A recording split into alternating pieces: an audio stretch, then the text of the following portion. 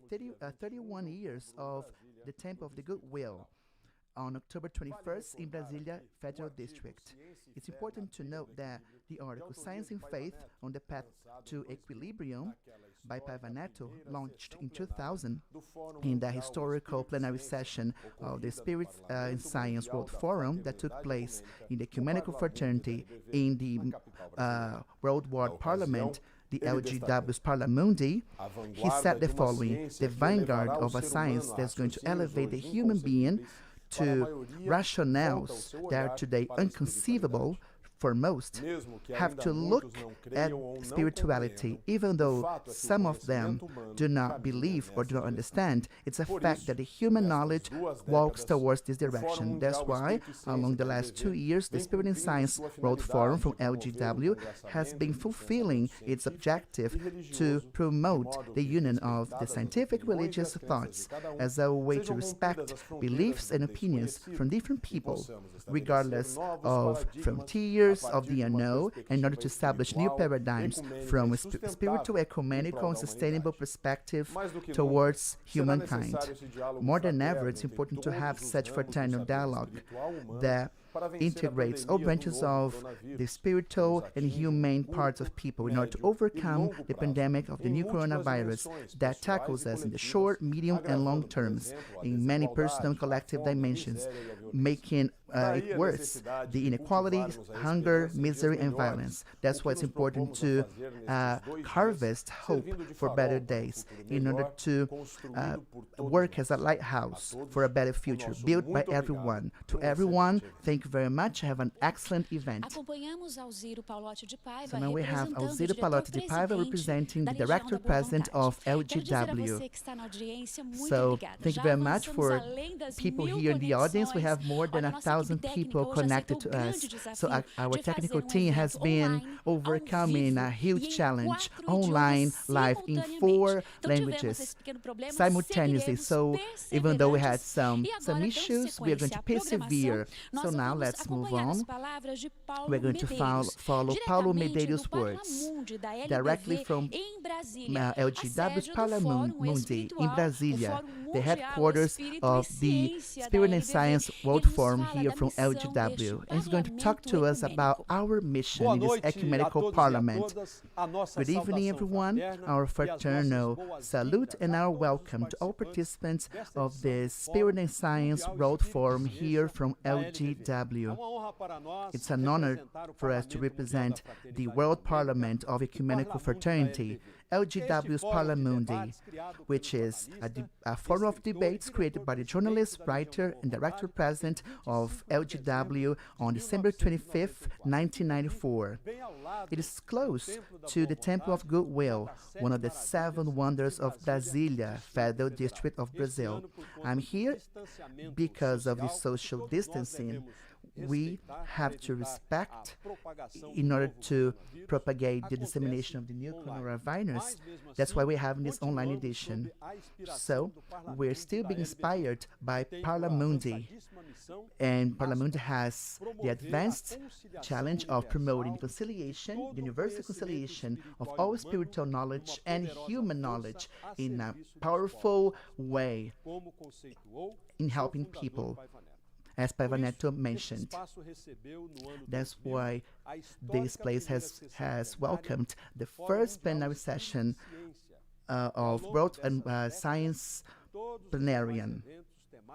So we have received many thematic discussions from different branches of knowledge, spiritual and human, searching for solutions that for problems that tackle the world nowadays. So this is we have another important point to tackle, according to Pavaneto. In this parliament, so struggles, radicalisms, hostilities of all kinds should be avoided from debates and, of course, from religious propositions, philosophical propositions, political, scientific, economic, artistic, and sporting propositions. Why is that? Because the human being is born on earth to live in society, a solidary society that is altruistic and ecumenic.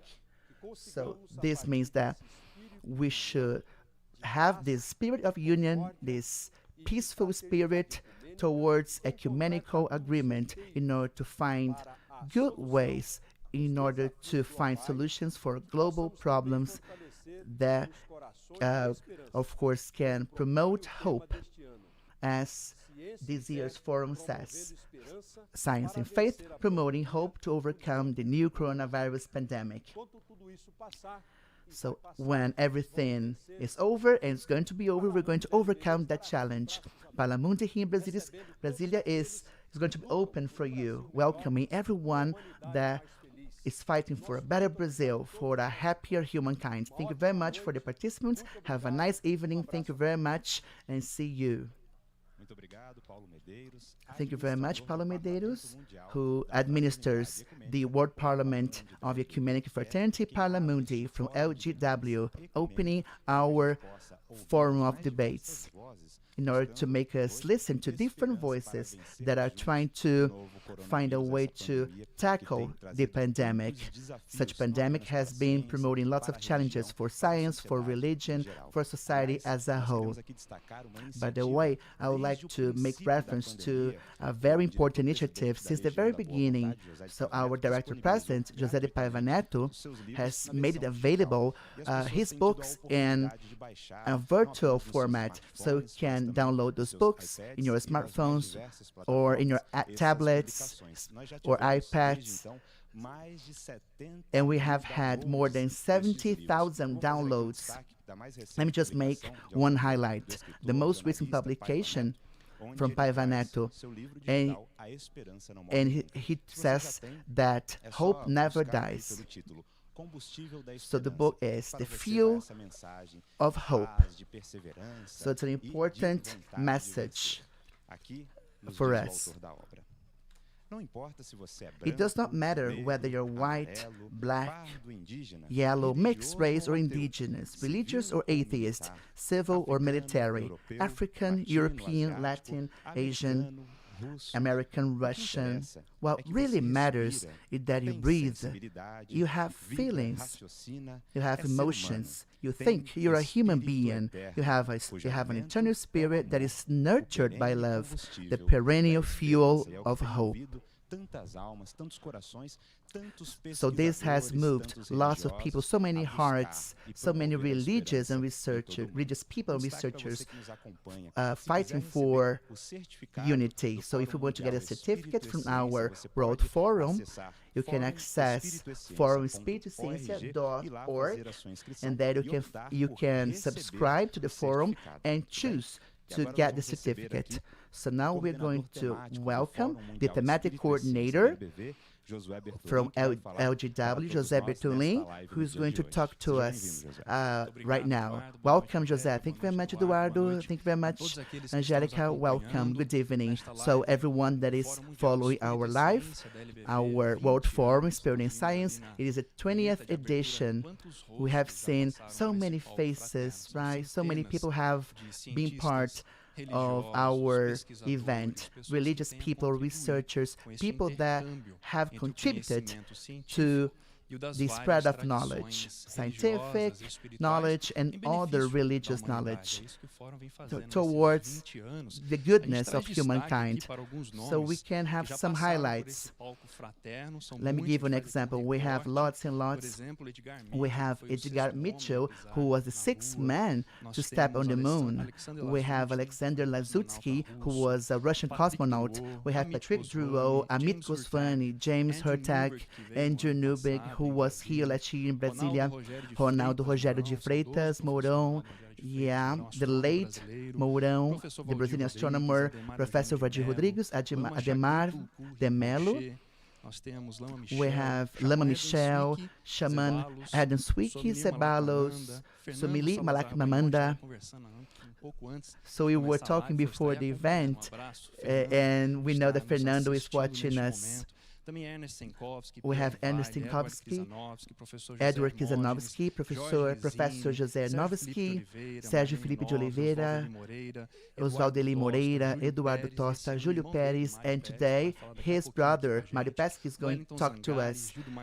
Wellington Zangari, Júlio Magalhães, Michael Winkelmann, Alexander Moreira, Ney Prieto Pérez, Maria Júlia, Nestor João Mazzotti, Ricardo Lindemann, Marcos Terena, Franklin Santana Santos, and among other names.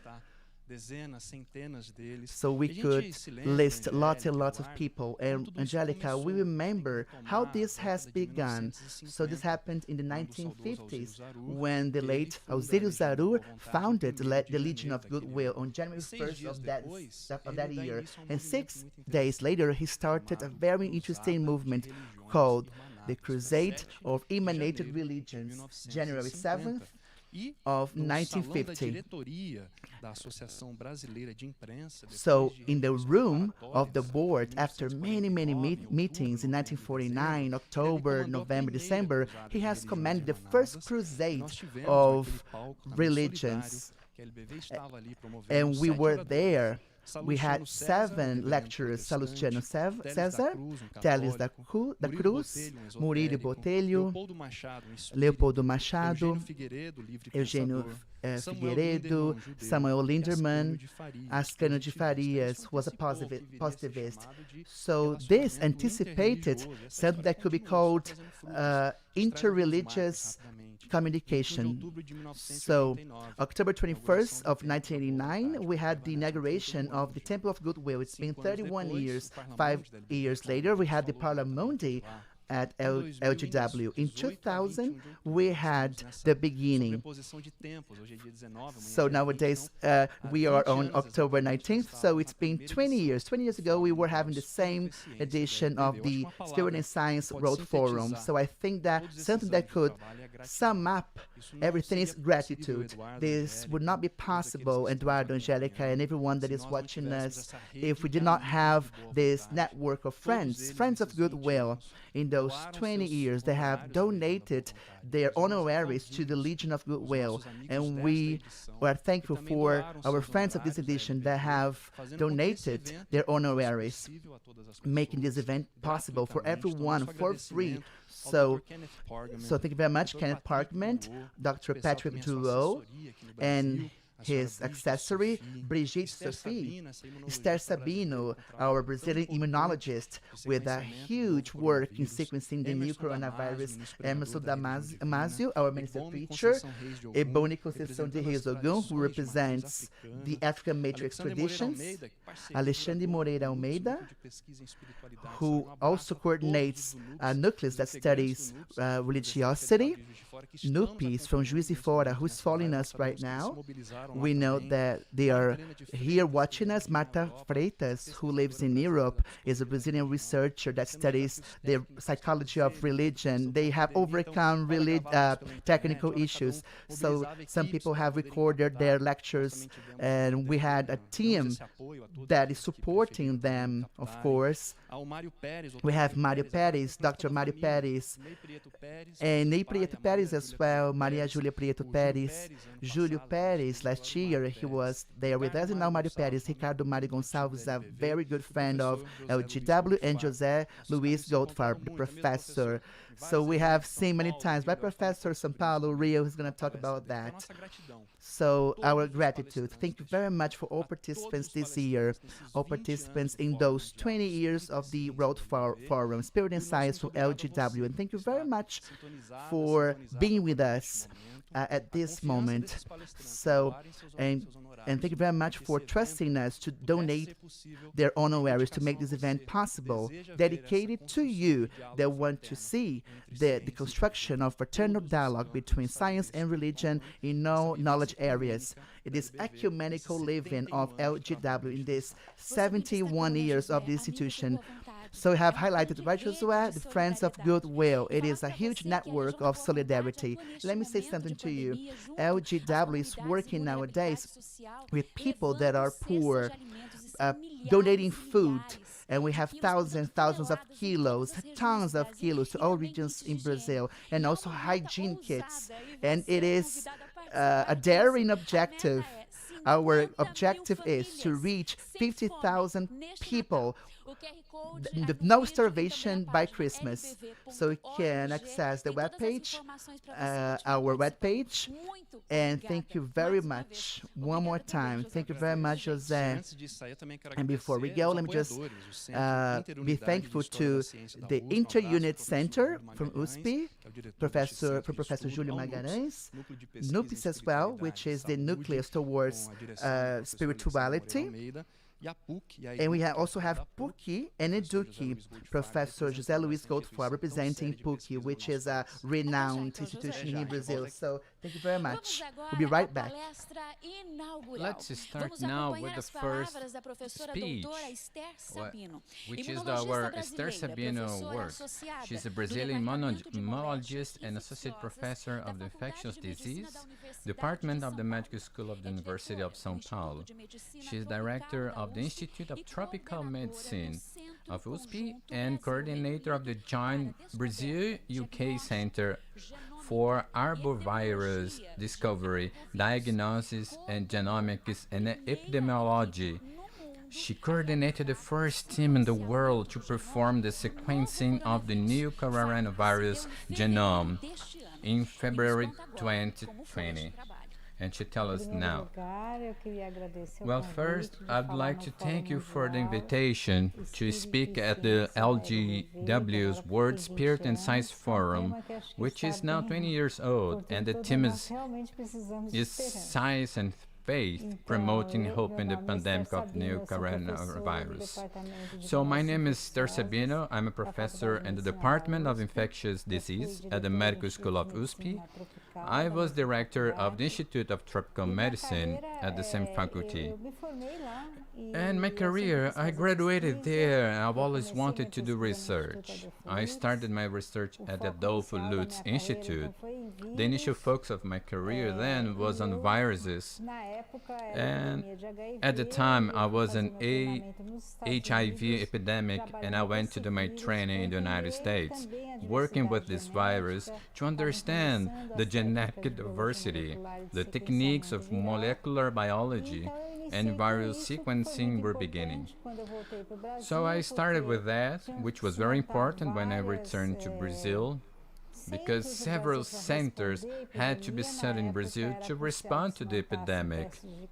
At the time, it was crucial to set up viral load tests that also sequenced the virus to understand resistance to drugs that have come up after a while. So my work was very applied to this problem at the beginning of my career. After a while, I was also hired at Fundação Pro Sangue. Then I spent most of my scientific life at this foundation, working in transfusion security. So in transfusion safety, we want to understand how to make the best diagnosis of disease, what new agents can be transmitted by blood, how the donor's role is, how to bring in more donors, and understand the motivations.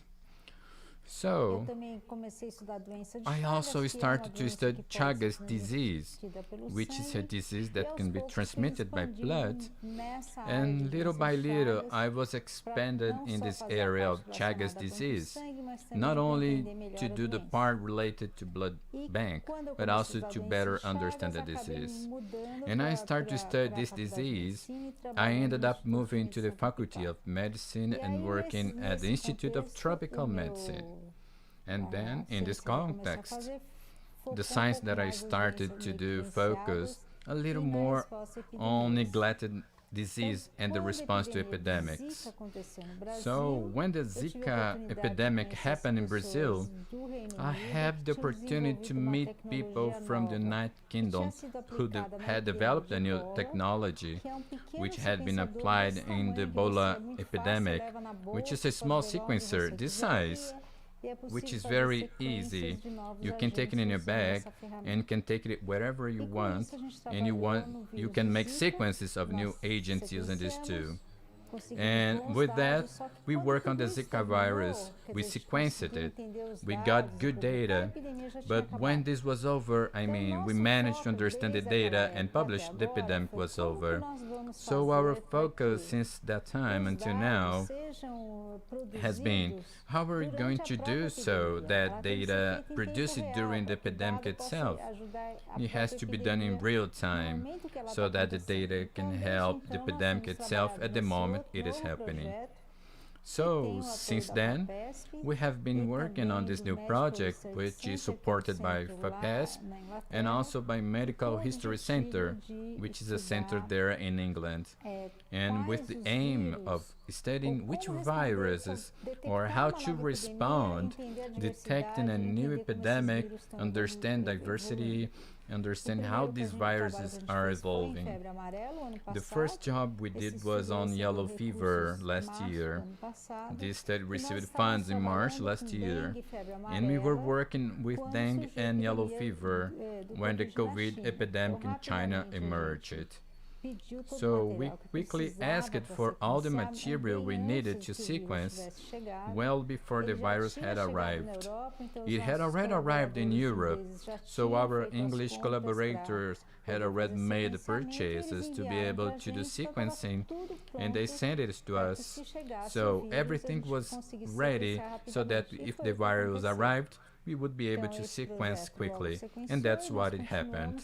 So this project was immediately sequenced, and we continue to sequence. And what we discovered with the corona is that more than 100 different isolates entered the country, but only 3 of them really managed to expand and make the epidemic as it is today. And these 3 individuals start the epidemic around the end of February and beginning of March. So this is the type of data you have. This time we had the data about 2 months after the beginning of the pandemic. The first sentences were soon, and this data, all this analysis, we were already published in June, even before while the epidemic was growing. So this data can explain more or less and make us not so dark about the virus that is circulating. There are 7 coronavirus with these in the world. 4 of them are common. We get infected, we have a cold for children, and for some people it can cause a more severe condition. But in general, they are human coronaviruses. In the last 20 years, two new coronavirus, these new agents have entered the human population. They come in general from animals. In this case of the coronavirus, it is common in bats and also in rodents. So in these animals, the virus does not cause anything, but it lives by jumping next species. So he managed to get out of the bat and enter other animal species. And when he enters, he is of that other species. Sometimes it is also easier to get to our species. So we don't really know the path that led to this coronavirus leaving the bat and entering our species. But this has somehow happened, and there's probably another intermediate animal that we haven't found yet, and when that happened, we didn't know exactly. But why do we say it comes from an animal? Because every sequence history is consistent with that. First, that always happens. It may seem like something to people that looks like wow, but no. There are several viruses, including HIV, which is the classic example of a virus that escaped a species. In this case, the chimpanzee and that happened people think it was in the 80s, but no, he skipped the human species in the 20s, almost 100 years since HIV came out of the monkey and went to the human species. Only it was placed where one person did not find the other. Then 1 hour there were 5, the other hour 10 people were infected, but there was no epidemic. This epidemic only happened because after a certain moment there started to be a lot of hero exodus in Africa, and these populations that lived near the forest started to go to very poor areas in Africa, and also had major epidemics of sexually transmitted disease. This helped the virus to spread. The virus left, arrived in the United States in 77, and was only discovered in 81. It spent 4 years circulating in the United States without anyone notice. So this really was really fast. I mean, we think it entered in China or started growing in China in the beginning of December, and it was only noticed at the end of December. But usually what happens is that you don't realize that the virus is circulating. For example, in the case of Zika, everyone was concerned about the Olympics, but in fact the virus had entered 18 months before the date was detected, and probably transmitted during the World Cup to several countries in Latin America. So we don't realize that a new virus is circulating unless we change the way we do surveillance and do a much more active surveillance than we do. That is why one of the important things when this epidemic is controlled is that we rethink how we're doing our surveillance, and that these needs to have resources and needs to be done systematically. The cost of an epidemic is much greater. It is infinitely greater than the cost of maintaining systems capable of quickly detecting a new case. If China had been able to detect the cases in a week, perhaps the story would have been different. I think this is important, and if it wasn't in China and if it were in our market, would we be able to detect it in a week? São Paulo is a big city, like one. So we need to have detection systems. There are a lot of bats here and in the city of São Paulo. And there's not only coronavirus in bats in Asia. So I think we need to understand the virus that we are circulating, take care of our environment, so that this type of change in animals does not end up bringing new agents. And it is organized to detect as soon as something different happens. It is very important in an epidemic, you know the agent you are working with, how much it changes over time, because changes in the virus can cause problems for those who produce vaccines, for those who produce drugs, for diagnostic tests. So this mutation needs to be monitored, so that we know and have answers to this type of problem. Of course, this virus changes much less than the others, so the impact of mutations is less, but for other agents it is essential for you to be, because it is very fast. It is acquiring mutations, but not as fast as it happens with other agents. The search for the vaccine, it is fundamental in this case. I think it is one of the things why we have to support science, and why it is one of the answers that science has to give to the population with the money invested. So it's not a simple matter. The fact that the virus does not change so much, it helps a lot who will develop a vaccine. It is much more difficult to make a vaccine for a virus that constantly changes. So that was already good news. And in relation to vaccines, these are countless formats that vaccines can have. In this case, it is the first time you will have vaccines made in so many different ways. Now, vaccine development is a process. Since you use several cases in which you know the framework of other viruses, you put this agent to express your proteins, but proteins of this new virus is another one. So there are several ways to do it. Since you simply catch the virus and kill the virus, leave it inactive, as we call it, or make an attenuated virus, it keeps growing, but very little. You take some pieces of it, and it can replicate so well, and there are vaccines already with only a piece of protein. There are vaccines that the staff develop with the framework of other viruses in various forms, but in any case, there's a process. You have to produce. You have phase one first, then you try to see if the person really responds to the vaccine, and then phase 2, and then phase 3 when you see the accuracy and efficiency when you want to provide all vaccine to the people. And there are several vaccines with several designs. It may be that some work better than others.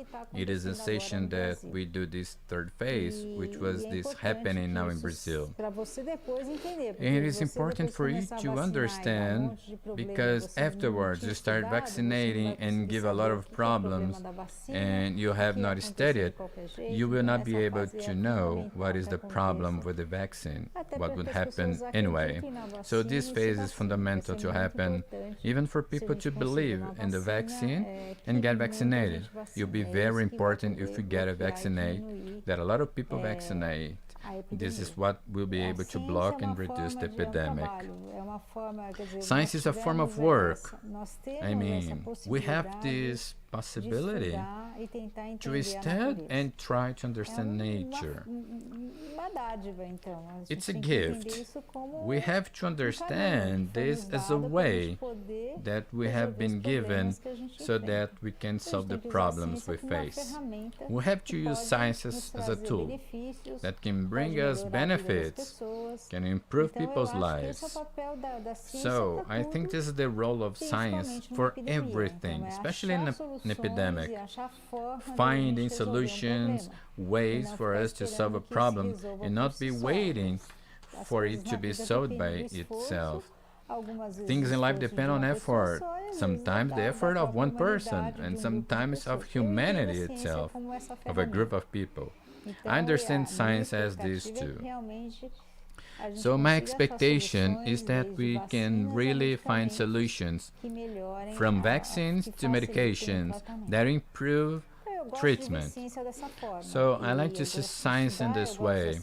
I like to study, I like more applied science, which comes closer to people's needs, but it's fundamental. Applied science only happens when there were people who came and asked some questions before, which sometimes seem unreasonable, but it is these basic questions that end up also leading to an improvement in our understanding and development of new tools, which you never thought of.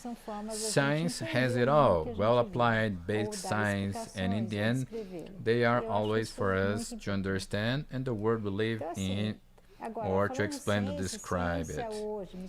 Science today, especially in the field of biomedicine, it is something expensive, and also what is expensive is time. Time takes a long time to train people, actually.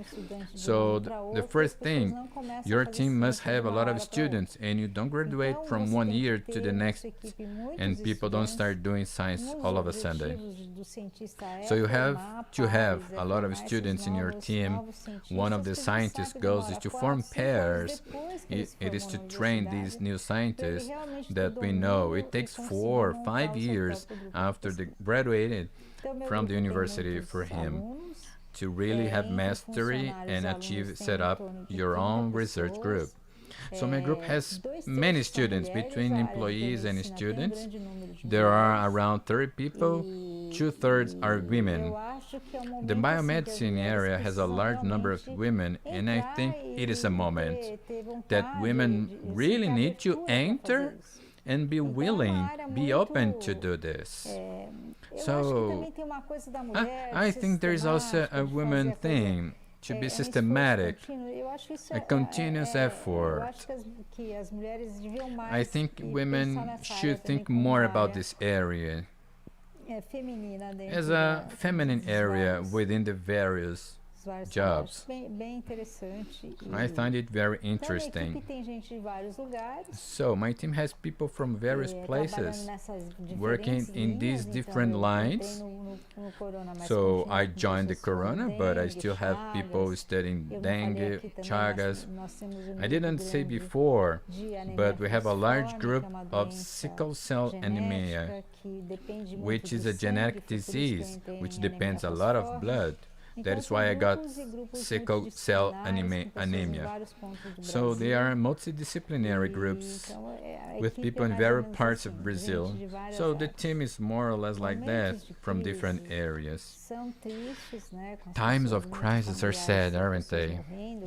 Many family members or people dying that we know. On the other hand, it is also time for reflection.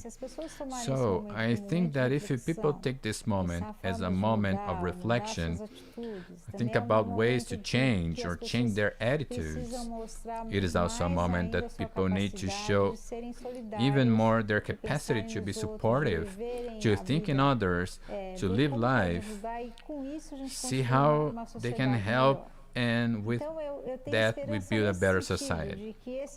I have hope in that sense, in this moment, that people take care of you, decrease a little, went through moments of great rivalry, is still going on.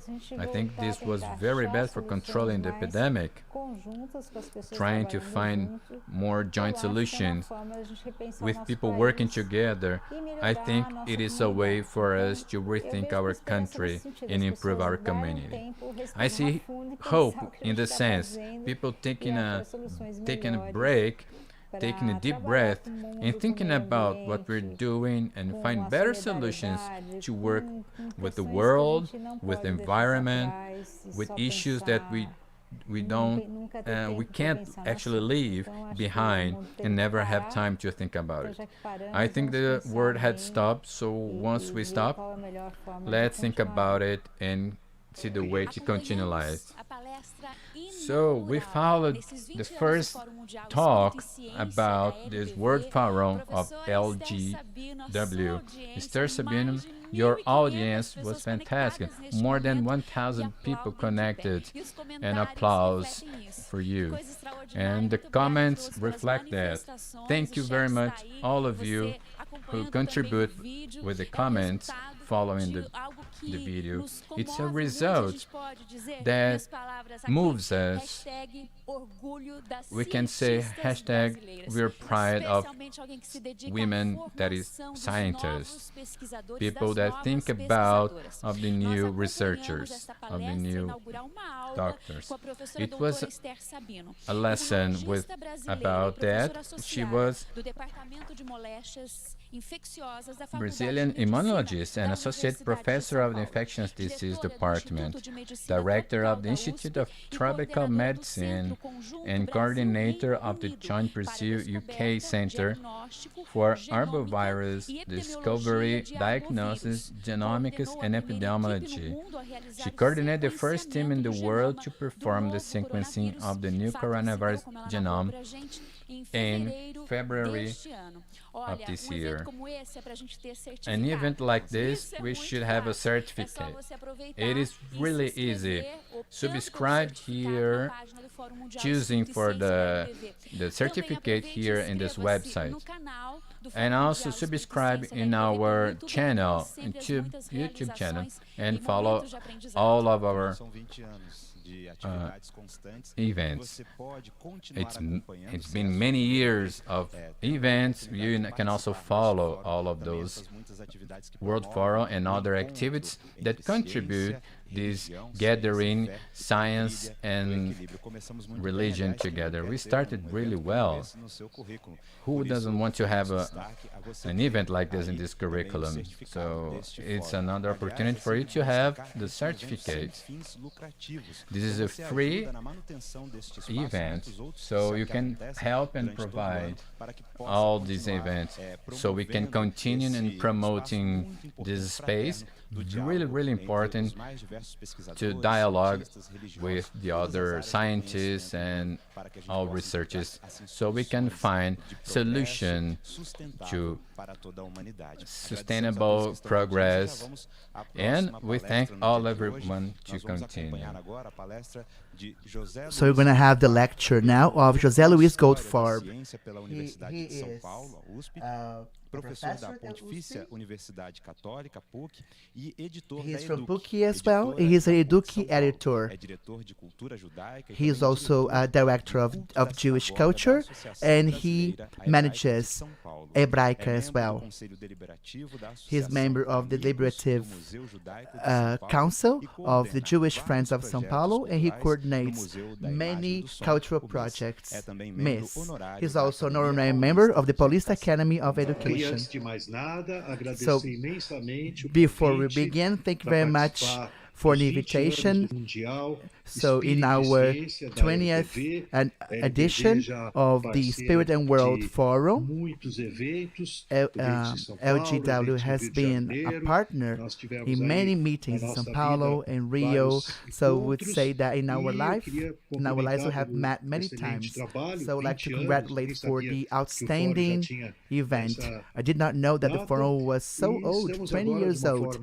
And now I would say that we are having the event in a different way. We are taking part of this version, the 20th edition of the forum. So thank you very much for the opportunity.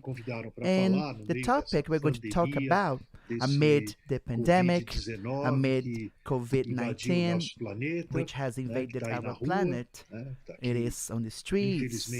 Unfortunately, COVID-19 is in our lives, inside our lives, and outside our lives as well. It is a very special moment for us to reflect upon science, and we have to think about how we can have hope, even though we are having so much distress, so many deaths in Brazil, people that are famous, people that are loved.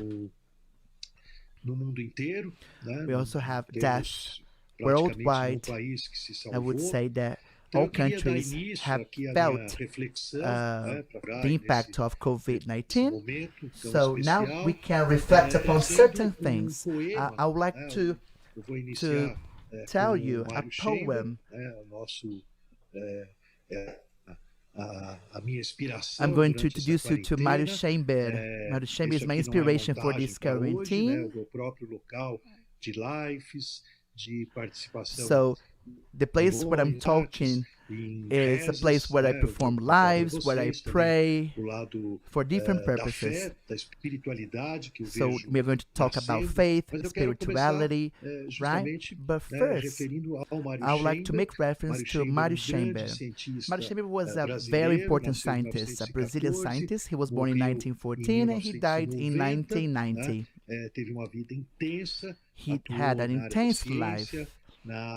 He dealt with science, art, criticism. He was also a philosopher, a thinker in many ways. He also reflected upon things that we're going to talk about, spirituality and the relation between faith and science. I met Mário Chamber in the 1980s. I was in Canada at McGill University studying.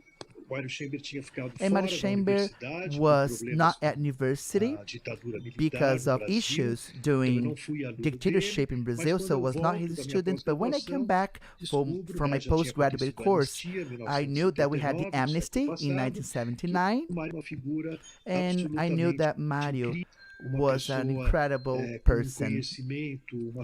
He had lots of knowledge. He was very wise. He reflected upon the human life. And I've met many Nobel Prize winners in Canada, in the USA. But Mário Chamber was back to Brazil. And I learned that a person from a Jewish tradition like mine, who has abandoned Europe due to the persecution in Europe because of these struggles, and we were lucky because we managed to escape from the Holocaust during the Second World War, and we were able to come to Brazil to grow and develop. We were welcomed here in South America, more specifically in Brazil. So Mário Chamber's family took root in Brazil. Since the very beginning, he was a very thoughtful boy, a very clever boy. He would say that he would go to the beaches in Recife. At the end of the day, he would walk along the beach and he would reflect upon things when he was 8, 9, 10 years old. So he had his first visions, reflections upon math, upon science, art, about the human spirit. So he was very active in terms of social aspects. Not only that, this ability was cultivated since the very beginning. So it's important to highlight something. During the first half of the 20th century, Brazil has received lots of people from Europe, people from ballet, from opera, from physics, math, science in general. And those people, in fact, they would not come to Brazil. That aspect was not so relevant, but in fact they chose Buenos Aires. Buenos Aires was a huge capital then. Buenos Aires had the subway, so it had a different standard of living, and people would come to Buenos Aires and they would take part of scientific meetings of all sorts, everything connected to education and culture in Buenos Aires. And those people, as you can see, we have Recife at the tip of our continent, and because of that, Mário Chamber, since the very beginning, he was able to meet very important people that were in Recife. And more important than that, in order to make us understand how Mário Chamber was important, when those people returned, it was really easy for people in Recife to buy a ticket and go to Europe by ship. So Mário Chamber, since the very beginning, visited France, he had visited Italy, Portugal, England, and lots of museums, lots of important museums. He visited lots of Gothic cathedrals, and those Gothic cathedrals impressed him very much. Since the very beginning, Mário Chamber started to believe that there are some places on earth in which temples were built. Not necessarily Christian temples or Catholic temples, but those temples were built upon other ancient temples. And those civilizations wanted to find specific points on earth that had peculiar characteristic that would promote our connection to the universe. So Mário Chamber was able to have such a family and travel to Europe. Let me just tell you something about that. He wanted some gifts from his father, but not toys or other things. He wanted books. So he started to collect books about science, books about philosophy, about spirituality in general, and about art. He had a huge collection of books, and that collection was donated to many libraries after his passing. A huge collection of art history. Since the very beginning, he fell in love with that. And let me tell you something.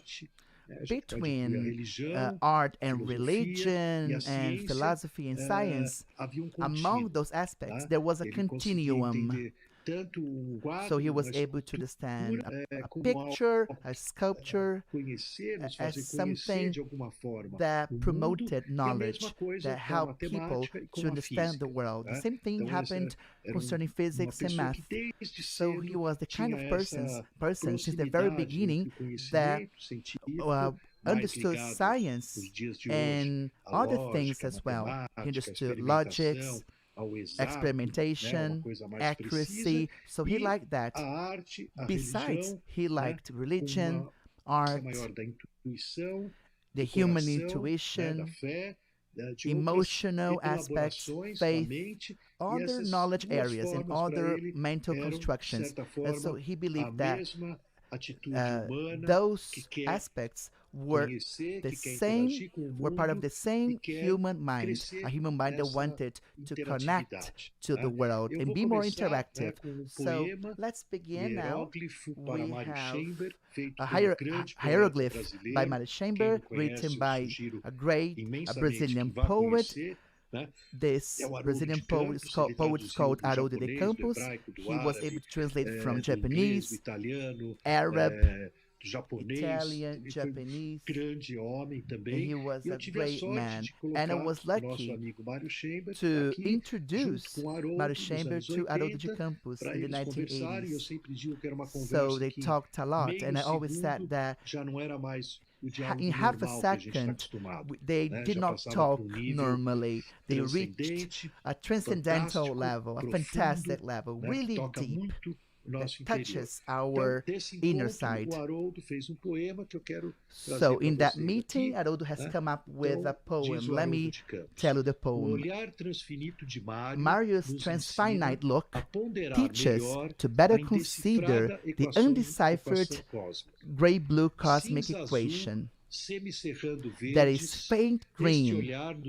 This look encourages us to take the pulse of things, to listen to the macrological rhythm of matter, to accept the spavento della materia, Ungaretti, where Kant saw the sparkling law of the stars, projecting themselves into an eternal sky of ethics on Mário's bookshelf. Physics and poetry coexist like a bird's wings. Curved space, harvested by Volpi's absolute quenching. His Zen Marxism is dialectical and dialogical and shows that wisdom can be touchable like a plant that grows from the roots and leaves leaves, and it's lush, and then it turns into a lotus flower, from where only visible when realized a bodhisattva from India directs his transfinite gaze. So Haroldo de Campos wrote that in the past when he met Mário Chamber. He wrote that in Mexico, in the city called Tabasco, and then he returned to São Paulo in Brazil in the 1980s. So we have included this poem in a collection of poems. So who was Mário Chamber? Mário Chamber was a scientist. He was a kind of scientist that was really famous in Europe. He spent years in Europe, in the USA. So he lived among the biggest minds of the 20th century. But not only that, let's bring Mário Chamber to our times. So you can see Mário Chamber next to me here. And I was highly influenced by Chamber. The divisions that we have nowadays, either you are a scientist or you are a religious person, right? According to Mário Chamber, that division was not true. So this way I was influenced by him. From a specific moment, I started to study science and to study the history of physics, and I was able to keep his memory alive. But I started to be active in the Hebraica Club next to my house. I am original from São Paulo. I'm a Paulistano, so lots of people came to my house. And in that club, Hebraica, I started to take care of a synagogue. And I do take care of that synagogue nowadays. So if you want to know more about that, you want to know more about Mário Chamber, thinking about physics, about art, interviews, dialogues, we have lots of scientific collections. Everything can be accessible online, and you can get deeper reflections upon that. So there were lots of people that had a deep knowledge about physics, and he was this kind of person, but he was also concerned about the spiritual and religious and faith side. So this is introduction, and now let's bring Mary Chamber to our time. So first I would say that Mary Chamber would be really comfortable in a world where human beings, because of the pandemic, of course, are destroying frontiers and interacting from different parts of the world by live sessions, by services, by lectures as well, operas, everything you can imagine. So everything that you want is available. So I used to say that Mary Chamber liked to have people present, but in public places, on squares. And I would say now squares are virtual nowadays. And I would say that virtual squares and virtual places are promoting meetings like Cine Zoom, which is a religious meeting via Zoom. So people are getting closer now than before. And the reason is that those barriers have been destroyed. They have been overcome. And these things have been overcome thanks to internet and thanks to technology. That's why we are here now together. And we say that this has allowed important moments. Let me just make one comment about that. When we talk about bereavement in the Jewish tradition, lots of people have died, lots of loved ones have died. I would say that bereavement is composed of 7 days. We call this Shiva in Hebrew, which means 7 in Hebrew. So 7 days of some kind of invasion in a person's house. So members of the community go to that person's place to bring this person's comfort in the first 7 days that are really tough after a person's death. So we have to reposition ourselves in the universe without that person that we loved. So we were able to do that. We were able to pray for the bereaved thanks to technology. And unfortunately, I have seen lots of people that have died. And I would say that that growth in interaction, so the strengthening of interaction, so maybe something from PUC, maybe something from publishers. So there are lots of study groups that study this, but maybe simpler things like a prayer for a person that has passed away.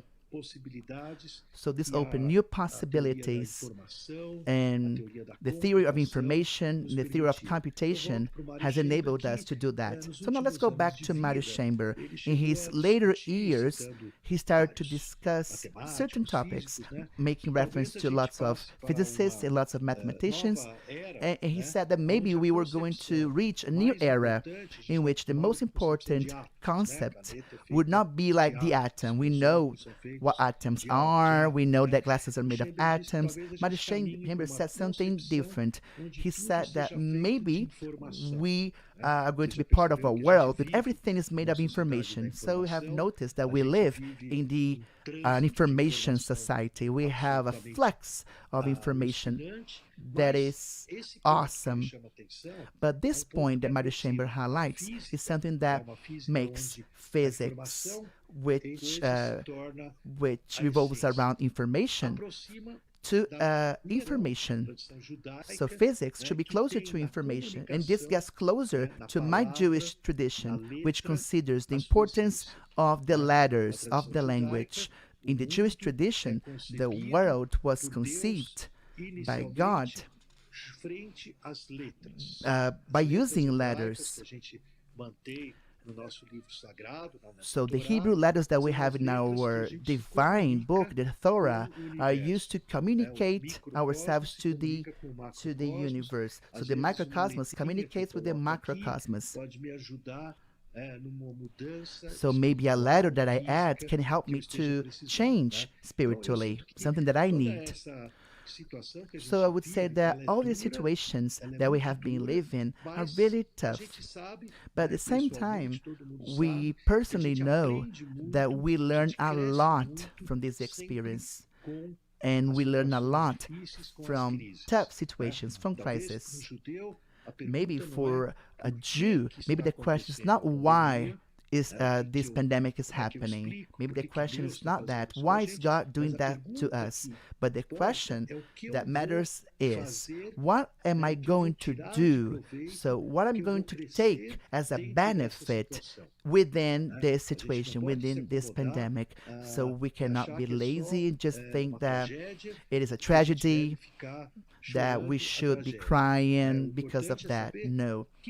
It's important to understand and to know, by being with my family, by being with people, it's important because we think that it's really cold, right?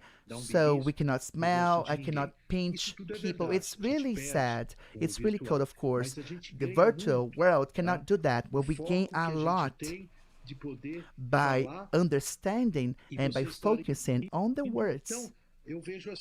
So this is my perspective. So we have been living a tough moment, and inspired by Mário Chamber and inspired by his tradition, I would say that we should take benefits from this and grow.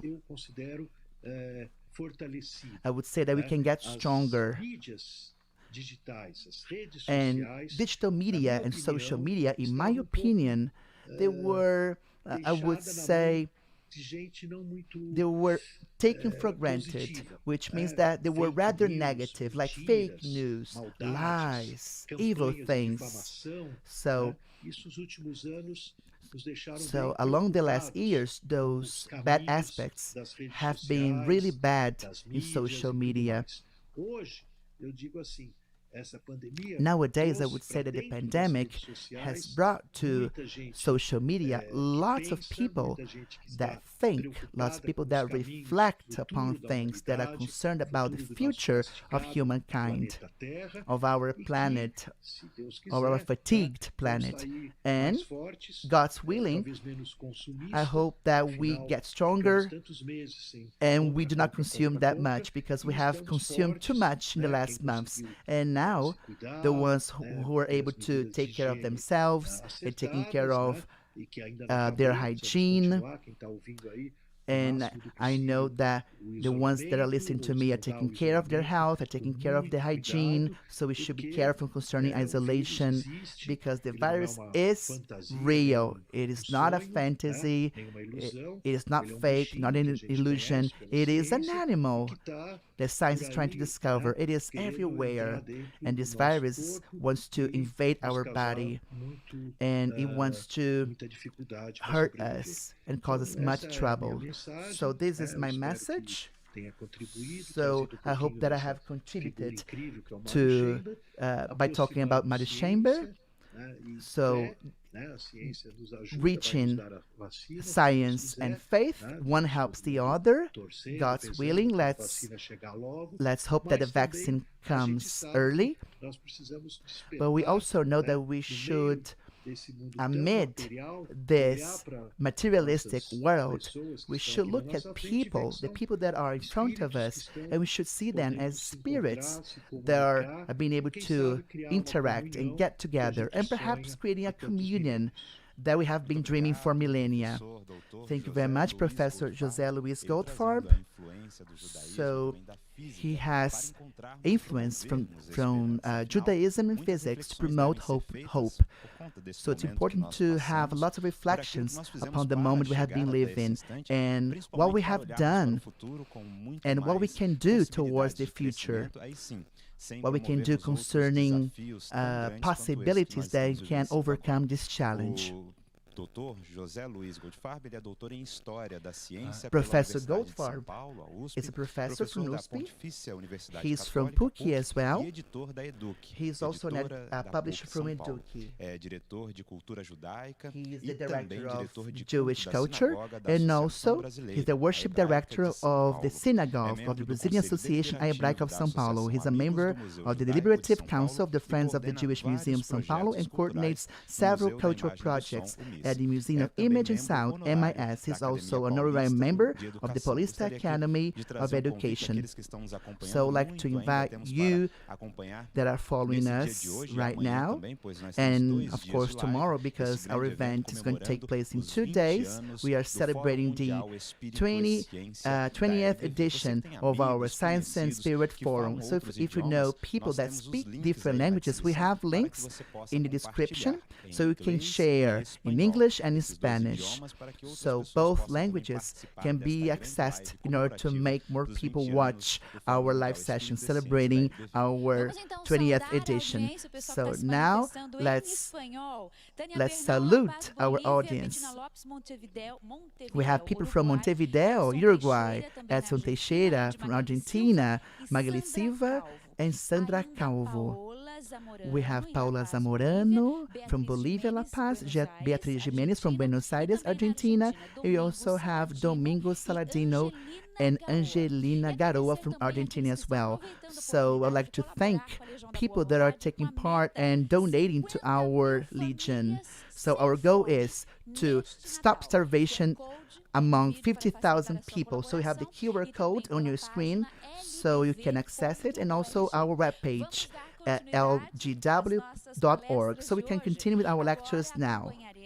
Now we will follow the words, Mário Pérez words. Physician and neurologist, he's a senior researcher of the Hospital Israelita Albert Einstein, professor of postgraduation at the Institute of Psychiatry of the Medical School of the University of São Paulo and the Israeli College of Health Science Albert Einstein.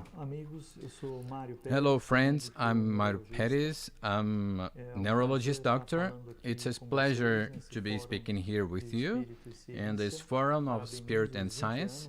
I congratulate on your 20 years of existence, and I thank you for the possibility to talk with you guys. We're going to talk a little bit about some elements of research, some subjects that touch on this theme of spirituality and health.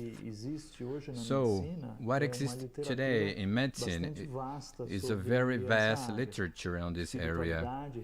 Spirituality, religiosity, and its implications are studied more and more precisely, bringing better information on this relation.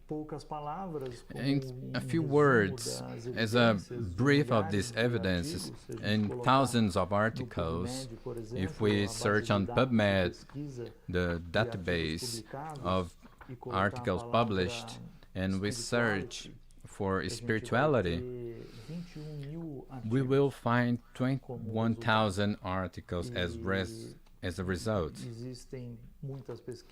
There are many researches, but not only by the volume, but the importance and quality of those research that show that really important information.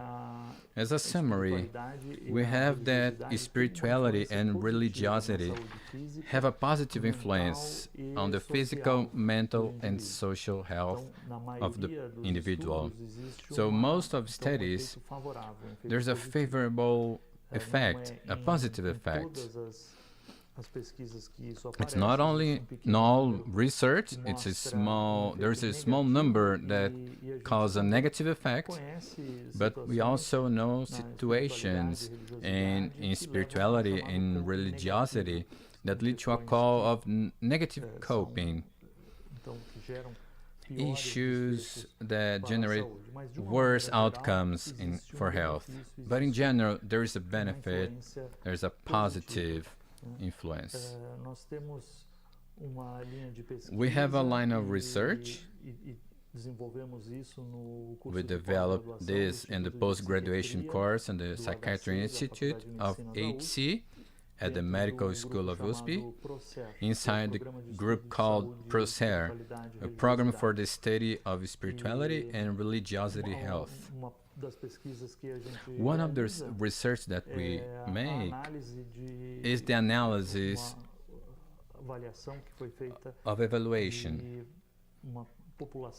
It was made of a Brazilian population, around 1,000 people, regarding the practices, beliefs, and spiritual and religious experiences, and the influence of this on health.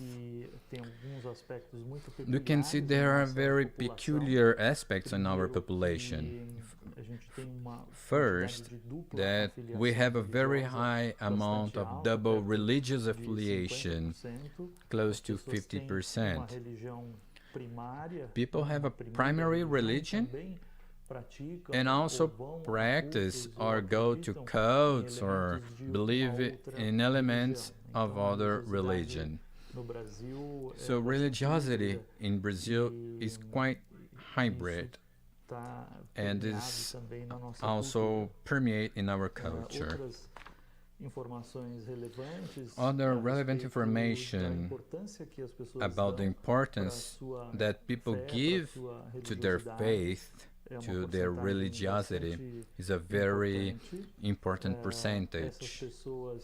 These people, most of the cases in our Brazilian population, also have in their religiosity, spirituality, a support point to overcome their health problems. We also have a very high frequency of experiences and reports of religious and spiritual experience. In all those experiences goes by 90% of some experience. So at some point in life, Brazil population as a whole. So it is quite relevant in the area of health and medicine to better understand the patient and their needs, spiritual and religious, and implications that it naturally has in the influence on health, in evolution of any cause and various health problems. There are various information related to how people see their religiosity in relation to their practices as well. The influence of readings, influence of some practices such as fasting, lighting candles, and how these also occur in various populations of religious affiliations. For example, from the Catholic Church with primary affiliation, but also frequents and performs practices of other religions, other doctrines. So in a study, we also evaluate how much these affects in terms of mental health protection. Then we verified that two elements were more important, which is the criterion, the element of peace, and the meaning.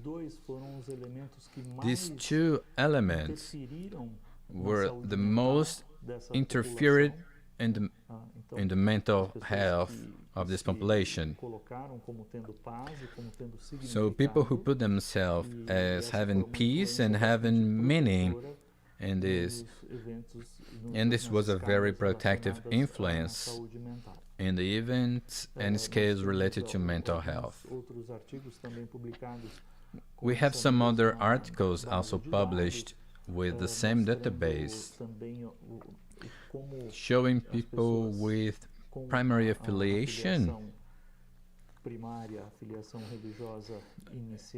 initial religious affiliation, and at the beginning of their life, how the profile of migration, conversion is also a very interesting element. Some religions have a higher percentage of individuals who today were not born in the same religious affiliation, who have converted throughout their decades of life. This may also have implications, and other studies will show the importance of this. In some other segments of clinical outcomes of elements we have in our analysis. Another important thing is the influence of religiosity or of spirituality in people's life decisions. On the average, the sample put that 66% of the sample gave importance to religiosity in their life decisions, and also in decisions related to health, around 40%. In relation to influence, so we also have a marker, something we already know, which is the influence of the religiosity on the usage of drugs, on the use of excessive alcohol, and on smoking. It influences positively. It decreases these rates, and in our research, we also see from 40 to 45% of this positive influence of the number of people who attribute religiosity in relation to smoking, drinking, and using drugs. In relation to beliefs, there is also a lot of interesting information. As we already know, a great percentage of them have the belief in God, and some other aspects that are also relevant. So half of the population has a belief in reincarnation, and it is larger belief in religions that are reincarnationists.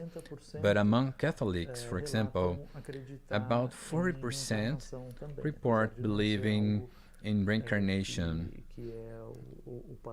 and also despite not being something that is the standard, and is also explained by the aspect that we commented of how the religiosity is hybrid. There is also a high contingent of people who believe in a spiritual healing, the intervention of the mind over the body, and around 70% of people believe in that. Also the belief in afterlife and immortality, around 70%. We have other data really important concerning the religious and spiritual practices. We have a contingent of nearly 60% of people that make prayers, daily prayers. Good portion of population also read, 39% read spiritual texts, 32% read the Bible.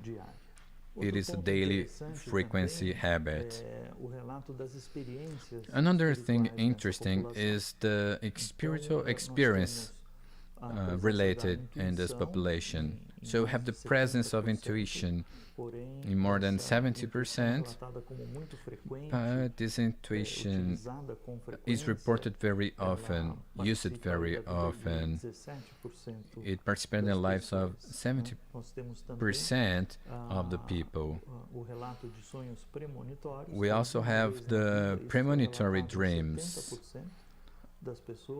This was reported in 70% of people, but it's often in the 15% of people who really report premonitory dreams frequently in their lives. Also, the presence of some spirit or somebody who has already died was reported by half of the people, and this frequent presence in life was reported by 10% of the population. See and hear voices also of spirits of beings who have already died was reported by 6% of the population who present this phenomena quite frequently. And at least once in their lives, it was around 40% when hearing voices and seeing spirits. Also, the memory of a past life was reported at least once in life by 30% of people, and 5% of people have it with a frequency in their life. We live a very special moment in humanity where we are challenged to change our daily practice, to change our perspective of what to do. A lot of uncertainties, fears related to the pandemic of the coronavirus. And the research show that religiosity and spirituality may be a very good support to people. And relating to the anticipating the problems when people face this kind of situations. We all have this. We try to foresee the problems. And when the world has this kind of scenario, we get affected by those negative outcomes, death, job losses, and change our lives. One of the researches humans use is their level of confidence. There are more optimistic people and there are more pessimistic people. And individuals that have the religion structured in their lives, a spiritual concern in their lives, apparently has a better perspective to those outcomes. Also, when we are challenged to a more difficult situation, we go after our own related resources.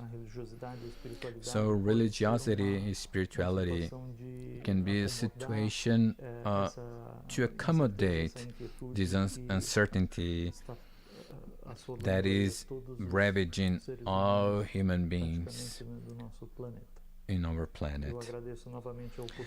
I thank you again for the opportunity.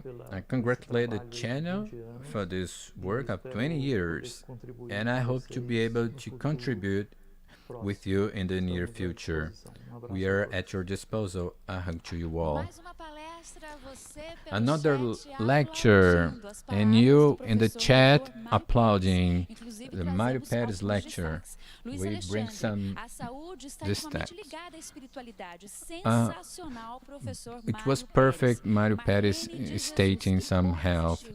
And what is good to have some doctors like you, Dr. Mário Pérez, with a very good research and all the benefits with the religious.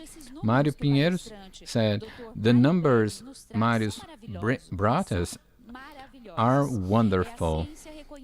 Science recognizing the religiosity beneficial to human. Luciana Barros, really, Dr. Mário Pérez was really great. It helps in our decisions. It was really perfect, your speech. We followed this here in the World Forum. Dr. Mário Pérez, physician and neurologist, is a senior researcher of the Hospital Israelita Albert Einstein, professor of graduation of the Institute of Psychiatry of the Medical School of the University of São Paulo, and Israeli College of Health Sciences Albert Einstein. And talking about the manifestation we had in the chat, so we send here our gratitude to Professor José Luis Goldfarb, and all the applause from all of people connected to us here in this life. We want to salute all those medical and people from the health area. They are graduating and they're here to learn much more in those lectures, and those knowledge are essential in those professionals' work that have been done a very great job during this pandemic. By the way, yesterday it was the Doctor's Day, so here we want to celebrate and give our gratitude to those professionals who are here to save. And everybody talks about those spiritual health, and we are all synchronized here. We are in this live. Just to remember, we have two more talks here. We have Emerson Damascus here to talk with us, and then Dr. Patrick Drew. Stay with us and use the time to subscribe yourself here to get a certificate. Those who subscribe without the certificate, you can go back there and then access our website and re-subscribe, requiring the new certificate, this diploma, for participating in our life, celebrating this 20 years of the World Forum. Now we're going to have another lecture, and you can share the link with all your friends, all your contacts. Now we're going to have Emerson Damascus lecture, who is the minister preacher of the Religion of Christ, God, the Christ, and the Holy Spirit, being also its administrative director in Brazil and abroad. He has a postgraduate degree in religion science, is a member of the National Committee of Respect for Religious Diversity, and a program presenter on Goodwill TV and Super Goodwill Radio Network. It is a pleasure to be here with you that are attending the 20th edition of the World Forum Spirit and Science here at LGW, which was an initiative of the director and president of the Legion of Goodwill, José de Paiva Neto, who is also the present preacher of the Religion of God, of the Christ, and the Holy Spirit. They are twin institutions. Alziro Zarur founded the Legion of Goodwill on January 1st, 1950, and Zarur had already predicted the creation, the proclamation of the religion of God, of the Christ, and the Holy Spirit. Those are two living institutions that were born in Brazil, but they're here to assist the human soul in order to fulfill their spiritual needs and also their material needs. So every time that our institution, the religion of God, of the Christ, and of the Holy Spirit, takes part of an event or celebrates something, we usually have a peace salute. So we consider this a prayer, very strong prayer, because this makes us reflect upon the presence of God, regardless of the name that we use, of the Supreme Being. Even people that do not believe in God, but that devote their time for solidarity and respect, but also to Jesus that lives in our hearts forever. So we are here, we are in our sacred altar in São Paulo, and we can see the majestic figure of Jesus. We do not worship images, of course not, quite the opposite, but the artistic representation reminds us that Jesus lives in our hearts forever, and we should learn lessons from Jesus and apply those lessons in all aspects of life. That's why we have this salute. God is present, Jesus lives in our hearts forever. Our religion is a Christian religion, universalistic, and by having an ecumenical perspective about Jesus, wants to welcome everyone who seeks peace, enlightenment, and spiritual comfort. It welcomes everyone who seeks peace of mind. In this conversation we start from two literary works, Hope Never Dies and The Dead Do Not Die, two works by the writer Paiva Neto, who is the present preacher of the religion of God, of Christ, and of the Holy Spirit, who says, Jesus is, above all, a generous and very current idea on the march that deserves to be studied and lived by all anti-sectarian souls freed from prejudices and taboos. Jesus is a generous idea. And why is that? Because in his first life here on earth, he welcomed everybody that was suffering. We had tough times on earth. People that suffered, and even suffering for people that did not know because of the COVID-19 pandemic. Jesus has preached peace, fraternity, love, justice, truth, the end of hunger, the end of prejudice. Don't you think that this should be revisited nowadays and should be reviewed nowadays? So it is a very up-to-date idea that should be studied for sure by anti-sectarian souls. We should not separate Christ. That's why our work presents ecumenical aspects, because its lessons are not restricted to one or other religion. But of course, it has to do with every spiritual and human creature, regardless of beliefs or not, because we talk about love, we talk about solidarity, something that we really need. And at this moment, our brothers and sisters suffer. We need to sympathize and reach out. That's what Jesus did. He fed those who had food, who had no food.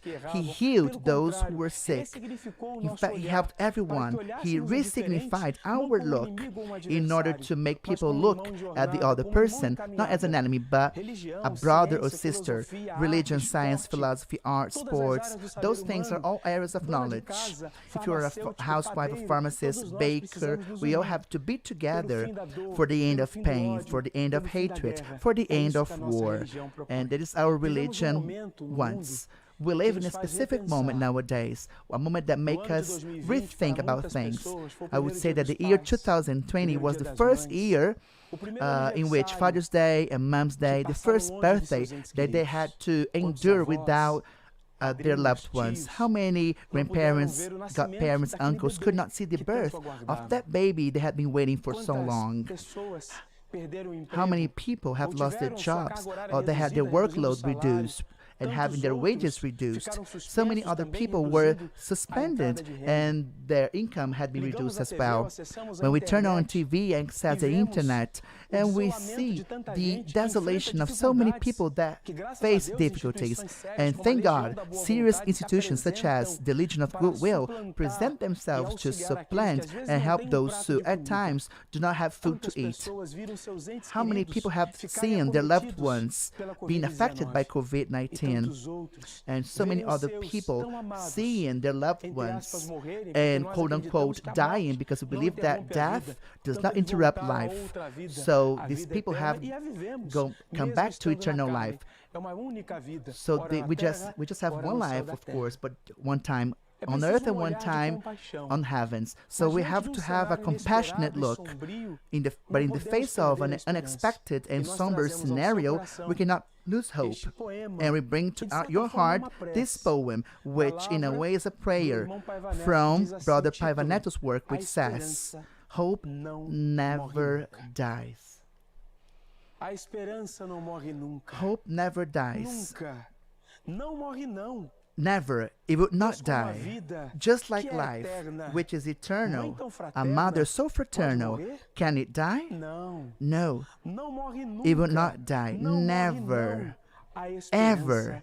Hope in our heart will never die.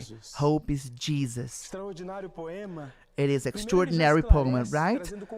So first, the poem brings comfort to our soul. Life is eternal. And this statement is based on Jesus, who said that in the Father's house there are many dwellings. If we're not so, he would have said it to us. So from those teachings that our religion is based on. And the biggest one is the new commandment, the holy gospel of Christ, according to John chapter 13, verses 34 and 35. Love one another as I have loved you. Only by this shall all of you be recognized as my disciples. And in chapter 15, verse 13, there is no greater love than to lay down one's life for one's friends. Love. Therefore, loving us, Jesus would not end our life. Therefore, we have eternal life. So when the author of the poem says, hope never dies, when he says that hope is Jesus, it's so that we do not lose it anyway. What have you been doing to not lose hope? Hope is when the spirit is impelled to wait for something that longs for. In this case, the end of this pandemic. For instance, the reunion with a loved one. But you would say, I did not want to lose contact with my loved ones. But he's gone. But he still exists. Life is everlasting. It is what our work of goodwill so much clarifies to each one of us. We are body. It teaches us, but we are originally spirit. Of course, we do miss people. It's really painful, and we were not expecting that. But Christ, who loves us and comforts us, helps us a lot. So in that poem, when we talk about Jesus and we say that Jesus is hope, we're not talking about a sectarian Jesus, but the ecumenical Jesus. In his words, in his examples, he always showed hope. The bleeding woman that has been suffering for 12 years of hemorrhage, has spent all her possessions, all her assets without nothing to gain, going to doctors who were trying to cure her, such as we have nowadays. Doctors, nurses, nursing technicians, scientists, they have to fight to save lives. And Jesus took pity on her and on so many other passages. But he starts the greatest lesson, which is the lesson that drives our work. Love one another as I have loved you. And how does Christ present this love? There is a biblical verse that says the following, chapter 14, verse 18 in John's narrative. I will not leave you orphans. No one is abandoned in this world. In Matthew's narrative, chapter 9, verses 35 and 36, he narrates, Jesus went through all the towns and villages, teaching in their synagogues, proclaiming the good news of the kingdom. So let me just add something. Of course, he was making reference to the kingdom of God, which is love, not the kingdom that is imposed on another kingdom. No. It is the kingdom that we are all part of. When we love, we become lords of this reign, and we heal all kinds of sicknesses and diseases.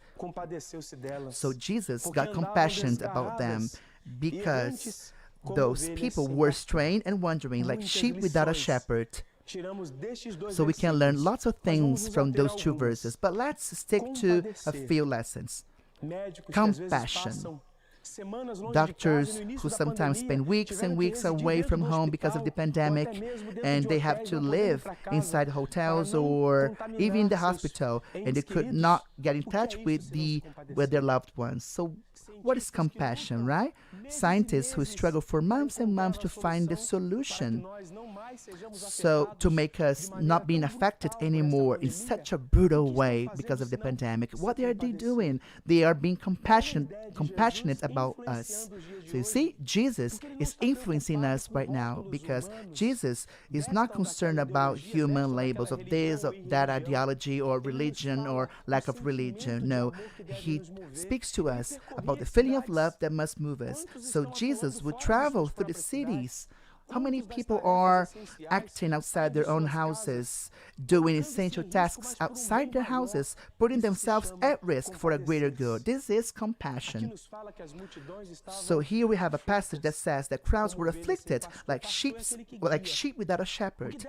So the shepherd is the guide. So what should guide us right now, if not love, respect, compassion for our fellow man? The first verse of the Holy Gospel according to John chapter 14, Christ says the following: do not let your hearts be troubled. You believe in God, believe also in me.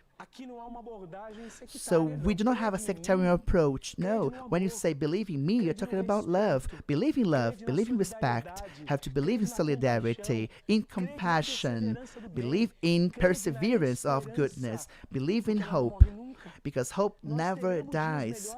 We will have better days when the sun sets, but then the sun rises again. sun is hope. It is extraordinary for our lives. And in this literary work, we can access it virtually with the subtitle is Pathway to Success. So we can find this way. So we have to rethink. We have to rethink about our attitude, how we live. Could it be the path we had been traveling? Of course. There are many extraordinary roads that we are proud of, but problems that existed 2,000 years, 3,000 years ago, 5,000 years ago, we continue to deal with those problems. Hatred, violence, indifference to the pain of others, lack of equal conditions for all people. So when we say this, we understand that people are different, but I cannot lay my head on the pillow happily and calm. No, having something to eat at my house and my brothers having nothing, not having access to hospitals, not having access to education, things that are basic to their livelihood. So we need to look at a new path. And this path is old. It's so old that maybe we're not aware of that. So we have to understand this. We have to see this new path, the path to success. It could be new to us. They have not followed this path, but at the same time it's ancient, refreshing and current. So let's have a look at this sentence. Jesus is, above all, a noble and very much up-to-date idea on the move. So now let's see what Premonitory said. If we accept the educational lessons from Jesus, the divine pedagogue, we will become strong, and with our souls properly nourished, we will open our own pathway to success. Let us make the words by Prophet Samuel in his second book, chapter 22, verse 33, our permanent glorification to heaven. Let me just add something. If you do not have a religion, do not follow a specific religion, so you could elevate your feelings to something really noble: love, respect, compassion, dignity. So now we have the words of the prophet Samuel, which are very important nowadays. God is love, of course. God is my strength, and my strength, my force, and He perfectly clears my way. Let's understand God is love. Love clears our path. And the author says, if we accept, look, Jesus does not impose His ideas. Jesus only invites us to reflect upon them. Those are educational lessons because He's a pedagogue. And Jesus taught us to love, to respect, to have compassion in order to make us becoming strong in faith, in hope, in patience, in agreement, in justice, in truth. So we'll not deceive anyone. And we open with a properly nourished soul. But nourished by what? From hope on better days, the very path to success. So when Jesus says, clear the way, it makes us see the options for solutions. We are now having to stay more at home, of course, because of social distancing. How many people are having a more caring look at themselves, at their family, at their friends, their loved ones? How many people are rethinking about what was important in their lives, what really mattered, and what is really worthy? Those people are dedicating more time to take care of their essence. Sometimes we spend so much time working and working. Of course, it's important to work, but what is life for us? This pandemic calls us to this action. But the religion of God, of the Christ, and of the Holy Spirit calls us to another reflection. It calls us to a topic that for many people will be a taboo when we talk about death and life. So to wrap up our conversation, drawing inspiration from the book The Dead Do Not Die, in which the author presents us that existing is an infinite journey, and we speak to each of us, the right Premonitory, who prays here on earth. Now there is the spiritual world, and he calls our attention that nostalgia is understandable. When we love, we miss those who left. And what do we need to do? He calls us to pray because we are body, Christ, Paiva Neto, but we are originally spirit, an eternal spirit, because this is how Jesus taught us by telling the Samaritan woman at Jacob's well that God is a spirit. And we have there in Genesis, in the Mosaic Genesis, that we learned that God created us in His image and likeness, therefore in spirit. But it is important to warn you that we should not open room for sadness, lamentations, the kind of cry of sadness that will harm our loved ones, who also misses us. And this person needs to readjust himself or herself in his or her journey in the spiritual world. I now bring from the same work, The Dead Do Not Die, the experience that the author himself, the writer Paiva Neto, had when his dear parents returned to the spiritual world, one of those dwellings of the Heavenly Father. On page 81, he says the following. Concluding our conversation, already preparing and fraternally calling us to pray for those who left, for their eternal spirits, and for those who are here, stayed, so that their hearts may be strengthened, that they may know one day, at the right time, determined by God, we all be reunited with our loved ones. So the author says, when my dear and beloved parents, Idalina Cecilia de Paiva and Bruno Simões de Paiva, and my beloved sister, Lícia Margarida de Paiva, passed away, my heart was in deep pain. However, I immediately started an emotional conversation with the Creator so as to lessen the longing for them and to send them messages of peace and messages of gratitude. I soon felt they were still alive. They were still alive. So he proceeds, for the dead do not die. I usually say that when one prays, the soul breathes, enriching one's spiritual and human existence. Saying a prayer is essential to uncloud the horizon of the heart, quote unquote. So we have begun our conversation with a prayer. So now I invite you to conclude with a prayer, unclouding our horizons, the horizons of our hearts. Sometimes we cannot see, so let's see the clouds of our path in order to make us the horizons of happiness, even when we suffer, because when we do not suffer, our life eventually will be perhaps suffering. So Paiva Neto, our brother Paiva Neto, said that by talking to the Creator, he felt that his parents and his sister were still alive. Maybe your loved one or somebody that you know is still alive. Thank you very much for the opportunity. Thank you very much for LGW for the 20th edition of the Science and Spirit World Forum proposed by Paiva Neto. And we conclude with our peace salute. God is here. Jesus lives in our hearts forever. We are really thankful for Emerson Damascus' lecture and our audience as well. You are connected to our live sessions. Now you can clap your hands. We have hundreds and hundreds of comments. We have watched Emerson Damascus' lecture. He's a minister preacher of the religion of God, the Christ of the Holy Spirit, being also its administrative director in Brazil and abroad. He has a postgraduate degree in religion science and a member of the National Committee of Respect for Religious Diversity and a program presenter on Goodwill TV and Super Goodwill Radio Network. Let me make a highlight about our next 5 lectures tomorrow. So in a short time, we're going to have an ending conference by lecturer Patrick Drouot. He has recorded his lecture, and we're going to see that lecture in a second.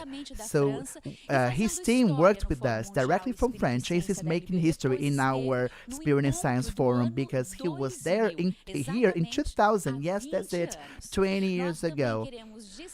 Now, I want to highlight something interesting. We have an objective, a challenge objective. People that are following us on our forum on YouTube.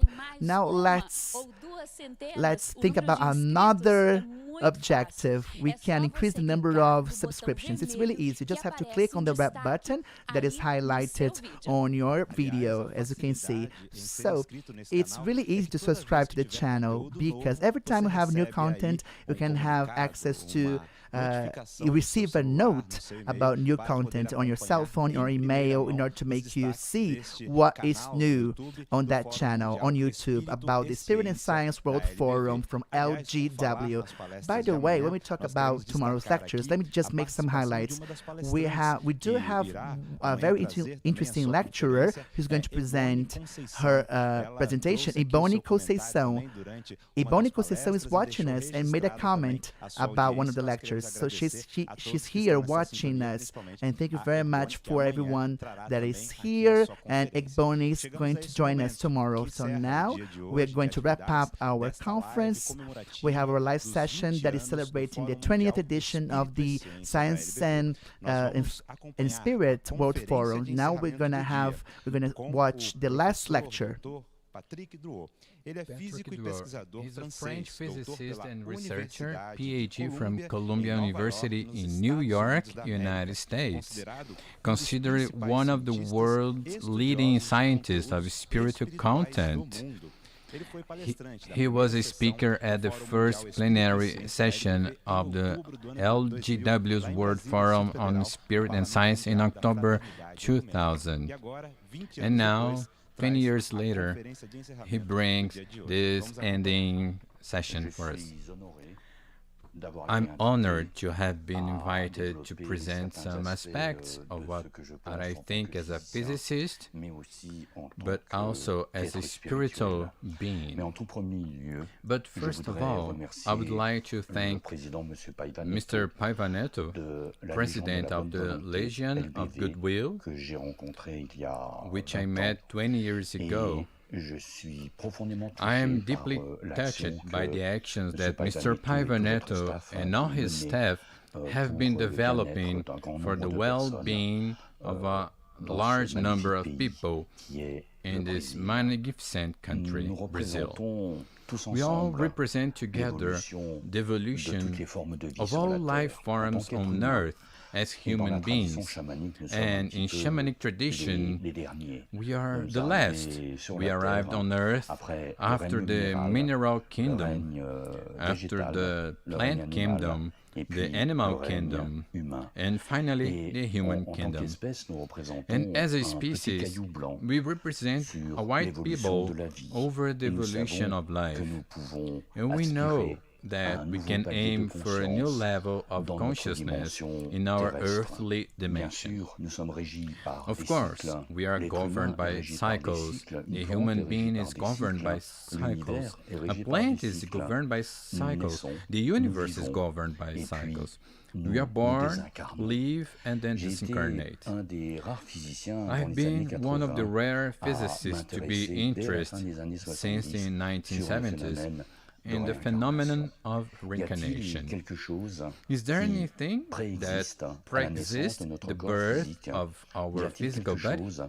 Is there anything that survives the cessation of the physical functions of our body, which we call death, or everything stops existing?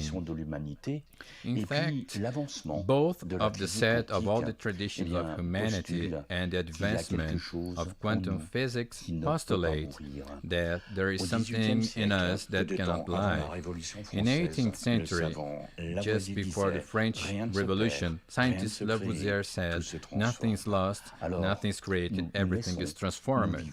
So we are born, we live, we disincarnate, and we go back to the light from where we all came from and to which we will all return one day.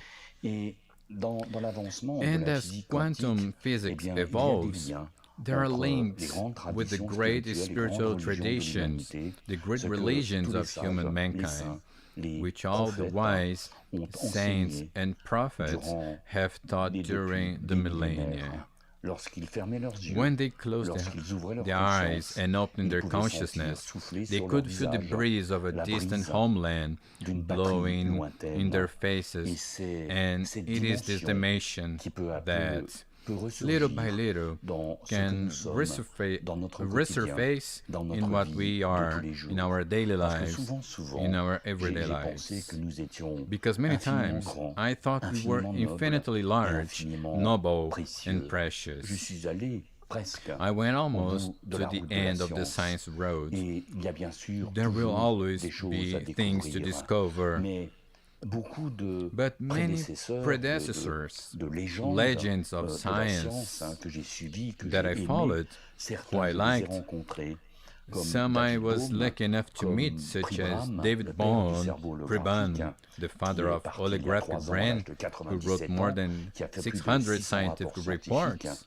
They thought that something existed in us that went beyond our earthly existence, our daily destiny, and also what science teaches through a phenomenon that we call quantum intertwining.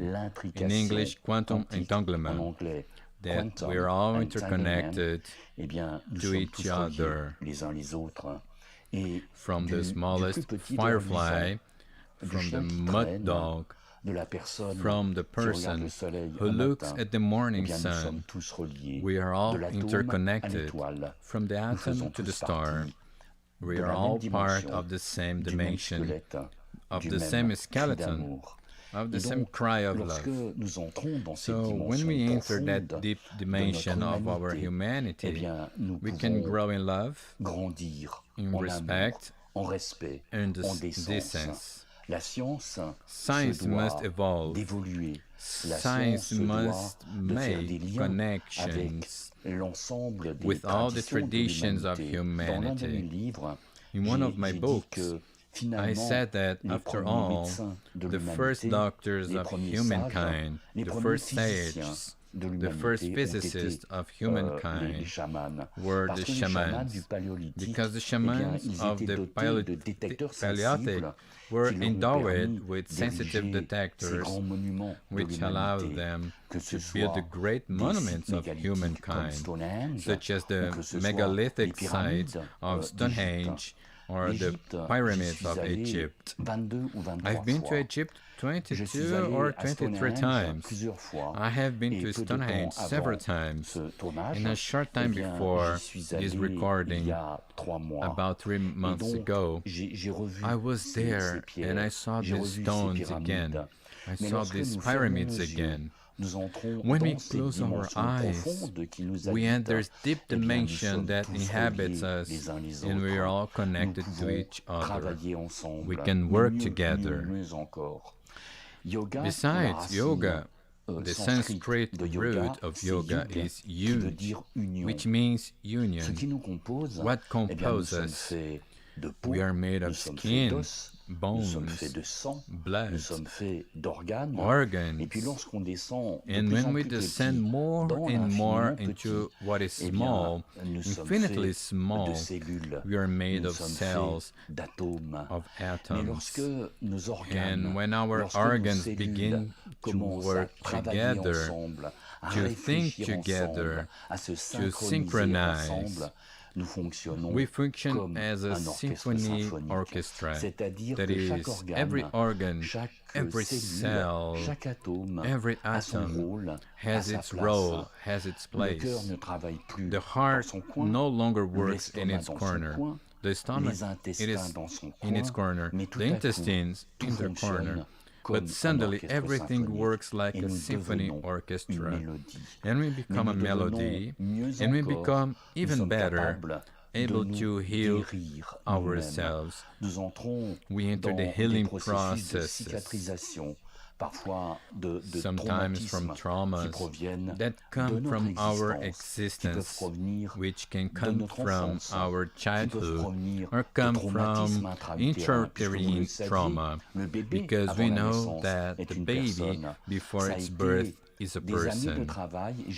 Throughout many years of work, I have observed how a large number of people will have about different 20 different nationalities lived their intrauterine lives, lived sequences of incarnation.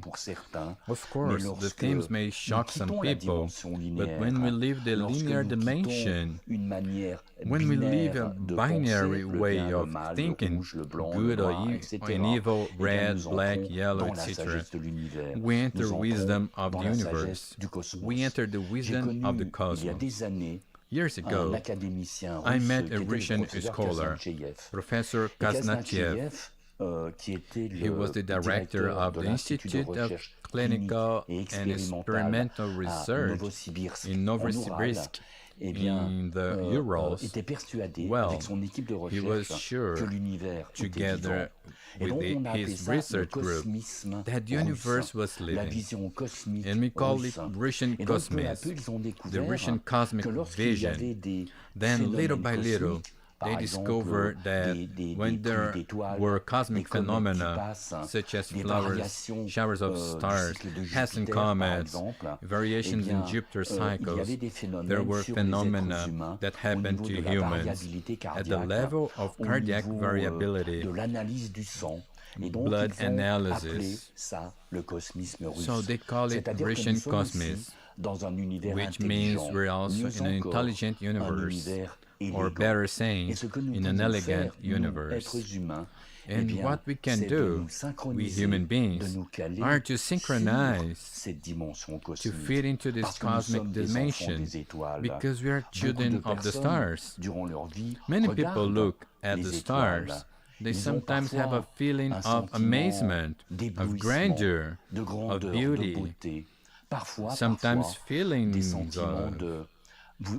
You have this term in Portuguese, which I like very much, saudade. Then this feeling of longing for something forgotten, because we come from the stars, because we are made of the same matter as the stars. Somewhere in the depths of our earthly human dimension, perhaps there is where our original house is, in the luminous dimension of our soul, the one that cannot die, and then in the stellar luminous dimension.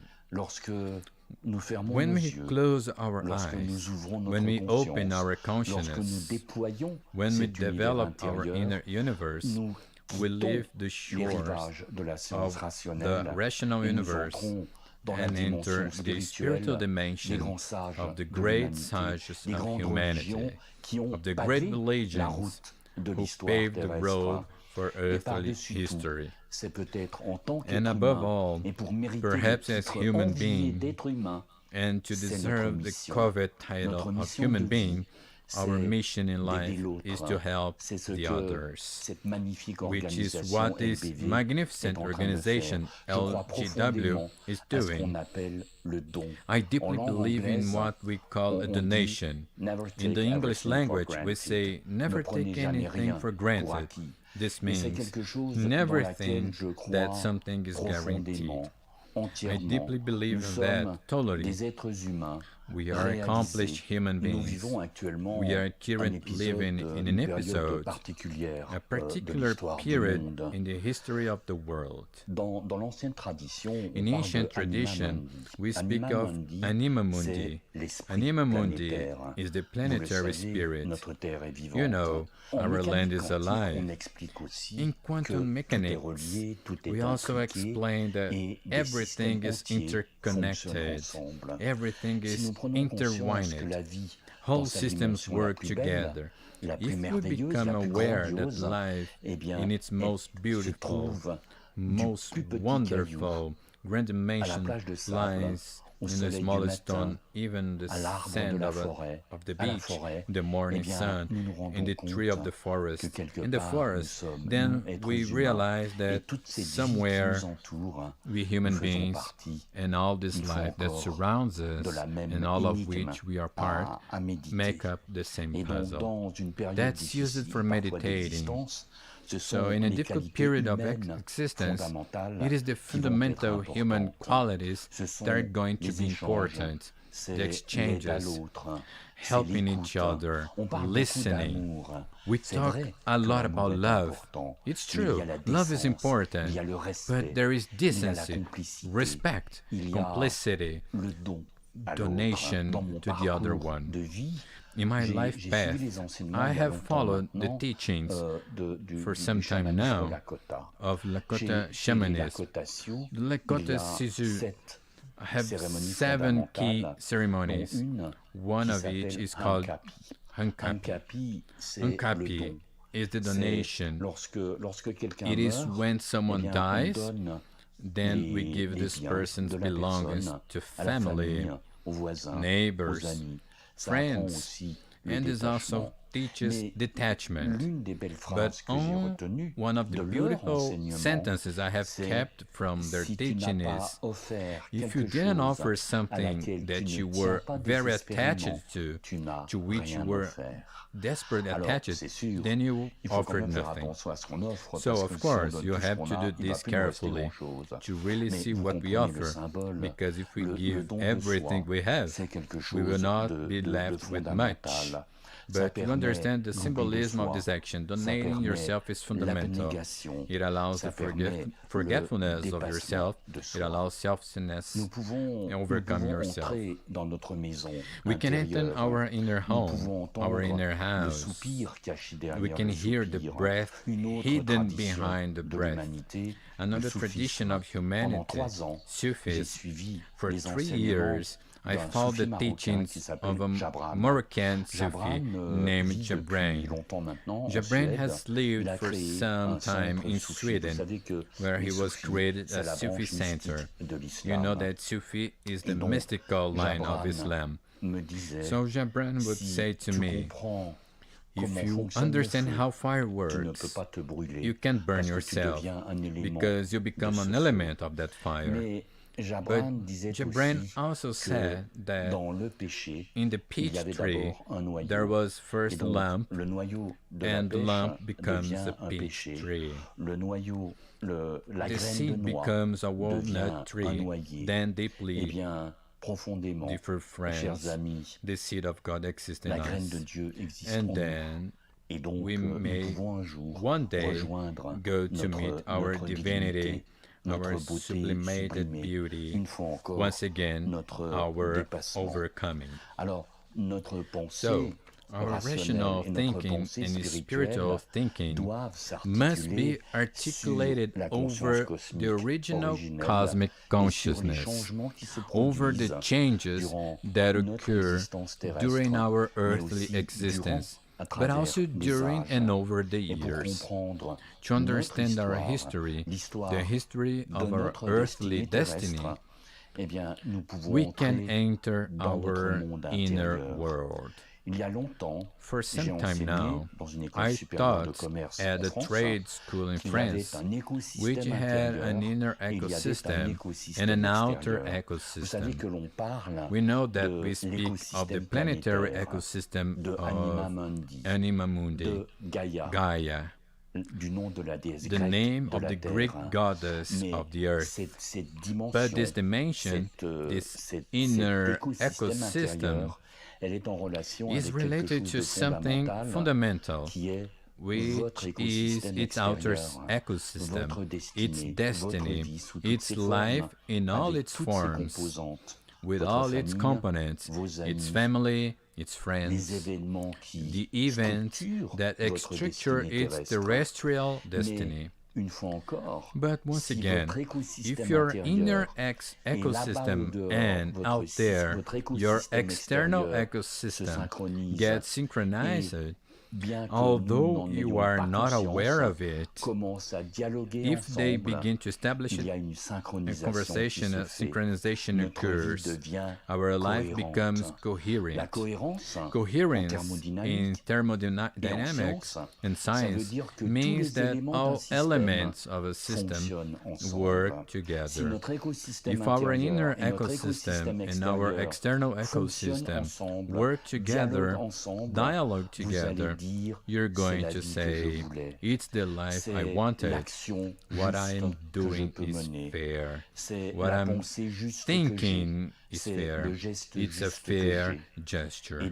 And then you are like the Good Samaritan who reaches out to the others, who reaches out to life, who reaches out to this extraordinary dimension, which we call living in all its forms.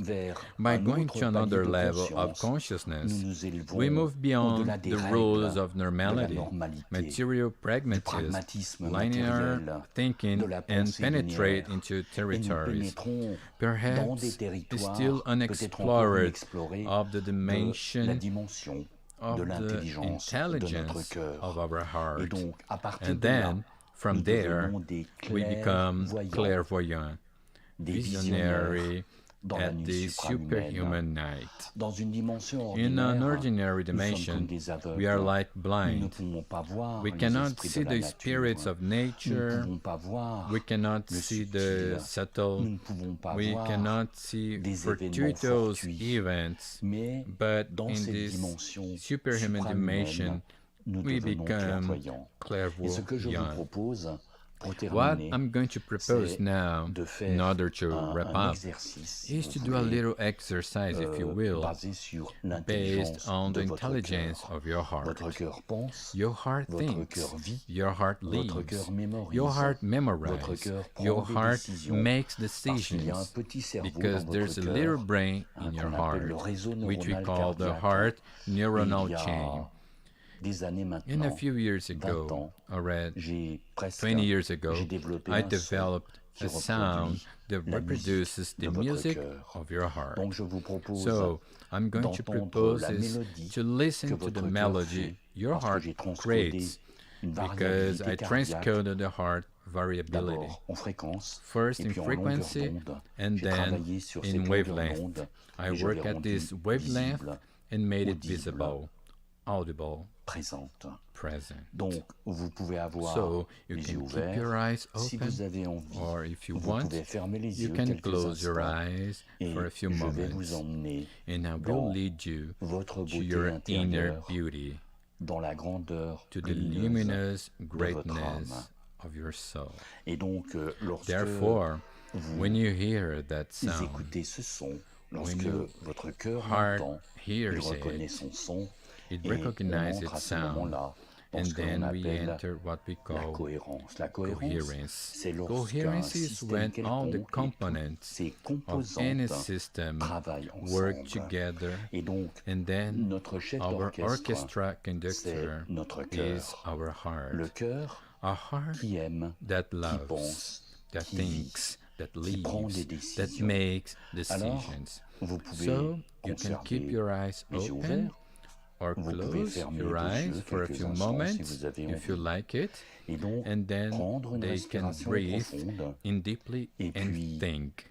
I breathe through my heart, and beauty, the power, the elegance of life in all its forms. I am immortal. I am a being who walks and who dances in its life. I give, I offer, and I get. I give, and I get. When you think that, when you breathe that sound you're hearing, then the heart understands, and then you go into something we call love in all its forms, which we call the wisdom and timeless knowledge of the cosmos, which illuminates your lives, your earthly destinies. I will be silent, and may the timeless light of your souls illuminate your existence.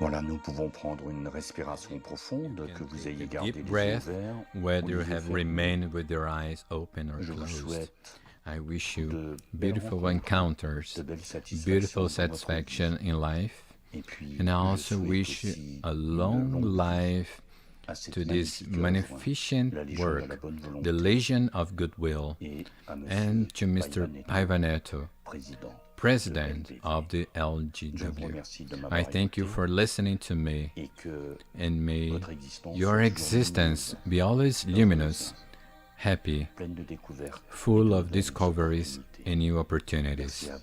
Thank you all. What an encounter, so meaningful that Professor provide us in this first night of this World Forum of LGW. The counter of the rational and which is very sensible to the souls, religiosity that inhabit all of us and is spiritual as one. And defend the World Forum, the science and spiritual science. So we followed the French scientist and researcher, PhD from Columbia University in New York, considered one of the world's leading scientists of spiritual content. He was a speaker at the first plenary session of the LGW World Forum on Spirit and Science of October.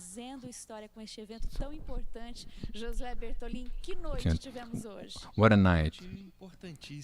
It was a really great night, full of content, scientific, religious, so we could reflect on this topic, science and reflection and religious, to overcome the pandemic of the new coronavirus.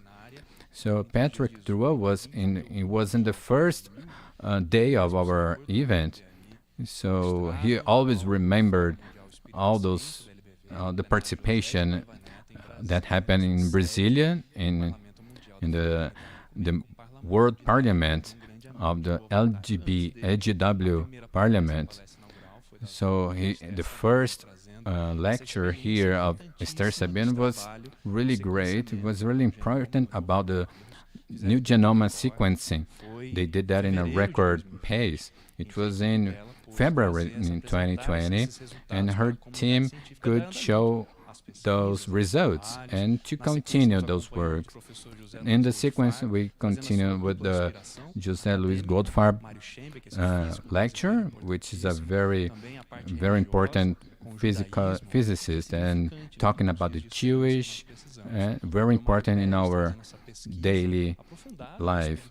Mario Perez also brought a very important topic related to faith, religiosity, and how those things can help us handle those bad situations. Emerson Damascus bringing all those works and those books, really important to have those reflections in our lives that give us hope. And finishing with Patrick Drouot, that was just the first day.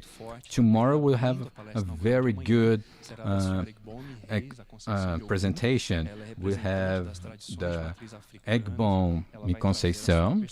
She's going to bring her perspective on candomblé related to pandemic. Then we have Professor Ricardo Mario Gonçalves, a Buddhist person, giving a personal vision, very touching, how he overcome the death pain.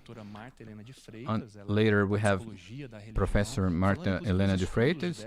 She's going to talk about her studies related to the health teams, how they lead with those situations when we have many deaths, many problems they face, when they have to heal some people, when they have to treat people. What happens in their hearts? Let's see her perspective on this. Then we have the Professor Alexander Moreira Almeida, who's going to bring some groups and experience related to reincarnation cases, how spirituality can be investigated in this period. And the last one, Kenneth Pargament from the United States, bringing a very important hope word related to religion, how we're going to overcome and face with using our faith and religion. We saw here today a very great work together, and it can only happen because we work together to overcome these problems such as the pandemic of the new coronavirus. We're arriving at the end of our event, so I want to encourage you to subscribe here at our website, because before our event you're going to have a reminder just to have on what is going to happen on our event tomorrow at 7:30 p.m. Another note for you guys: if you want to have the certificate of this forum, just access here the website, and there you subscribe yourself. Even if you have done that before, you can do this again and select the certificate. This forum is free. You're helping those jobs to keep going, and very important to all humankind. And I want to thank all of those who could contribute and made a lot of effort to do this, and a lot of technical issues around Brazil and the world, so they could record those speeches, and they did that, and we could show here in this forum. We want to thank all the audience and those in Portuguese, English, and Spanish links. So we had subscriptions from all over the world: Europe, United States, Latin American, from many places, and a lot of people engaging here, and tomorrow we have much more.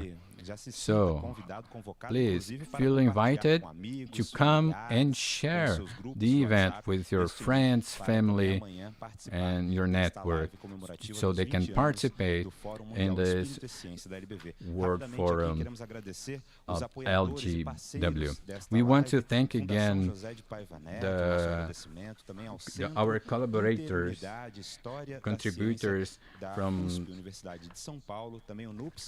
this new, for participating on this event, and EDUC, which is and University of PUC in São Paulo. We want to thank you guys for helping and being with us here all night. So here Paiva says, as the sun rises every day, the hope which never dies renews every morning that lands on the horizon.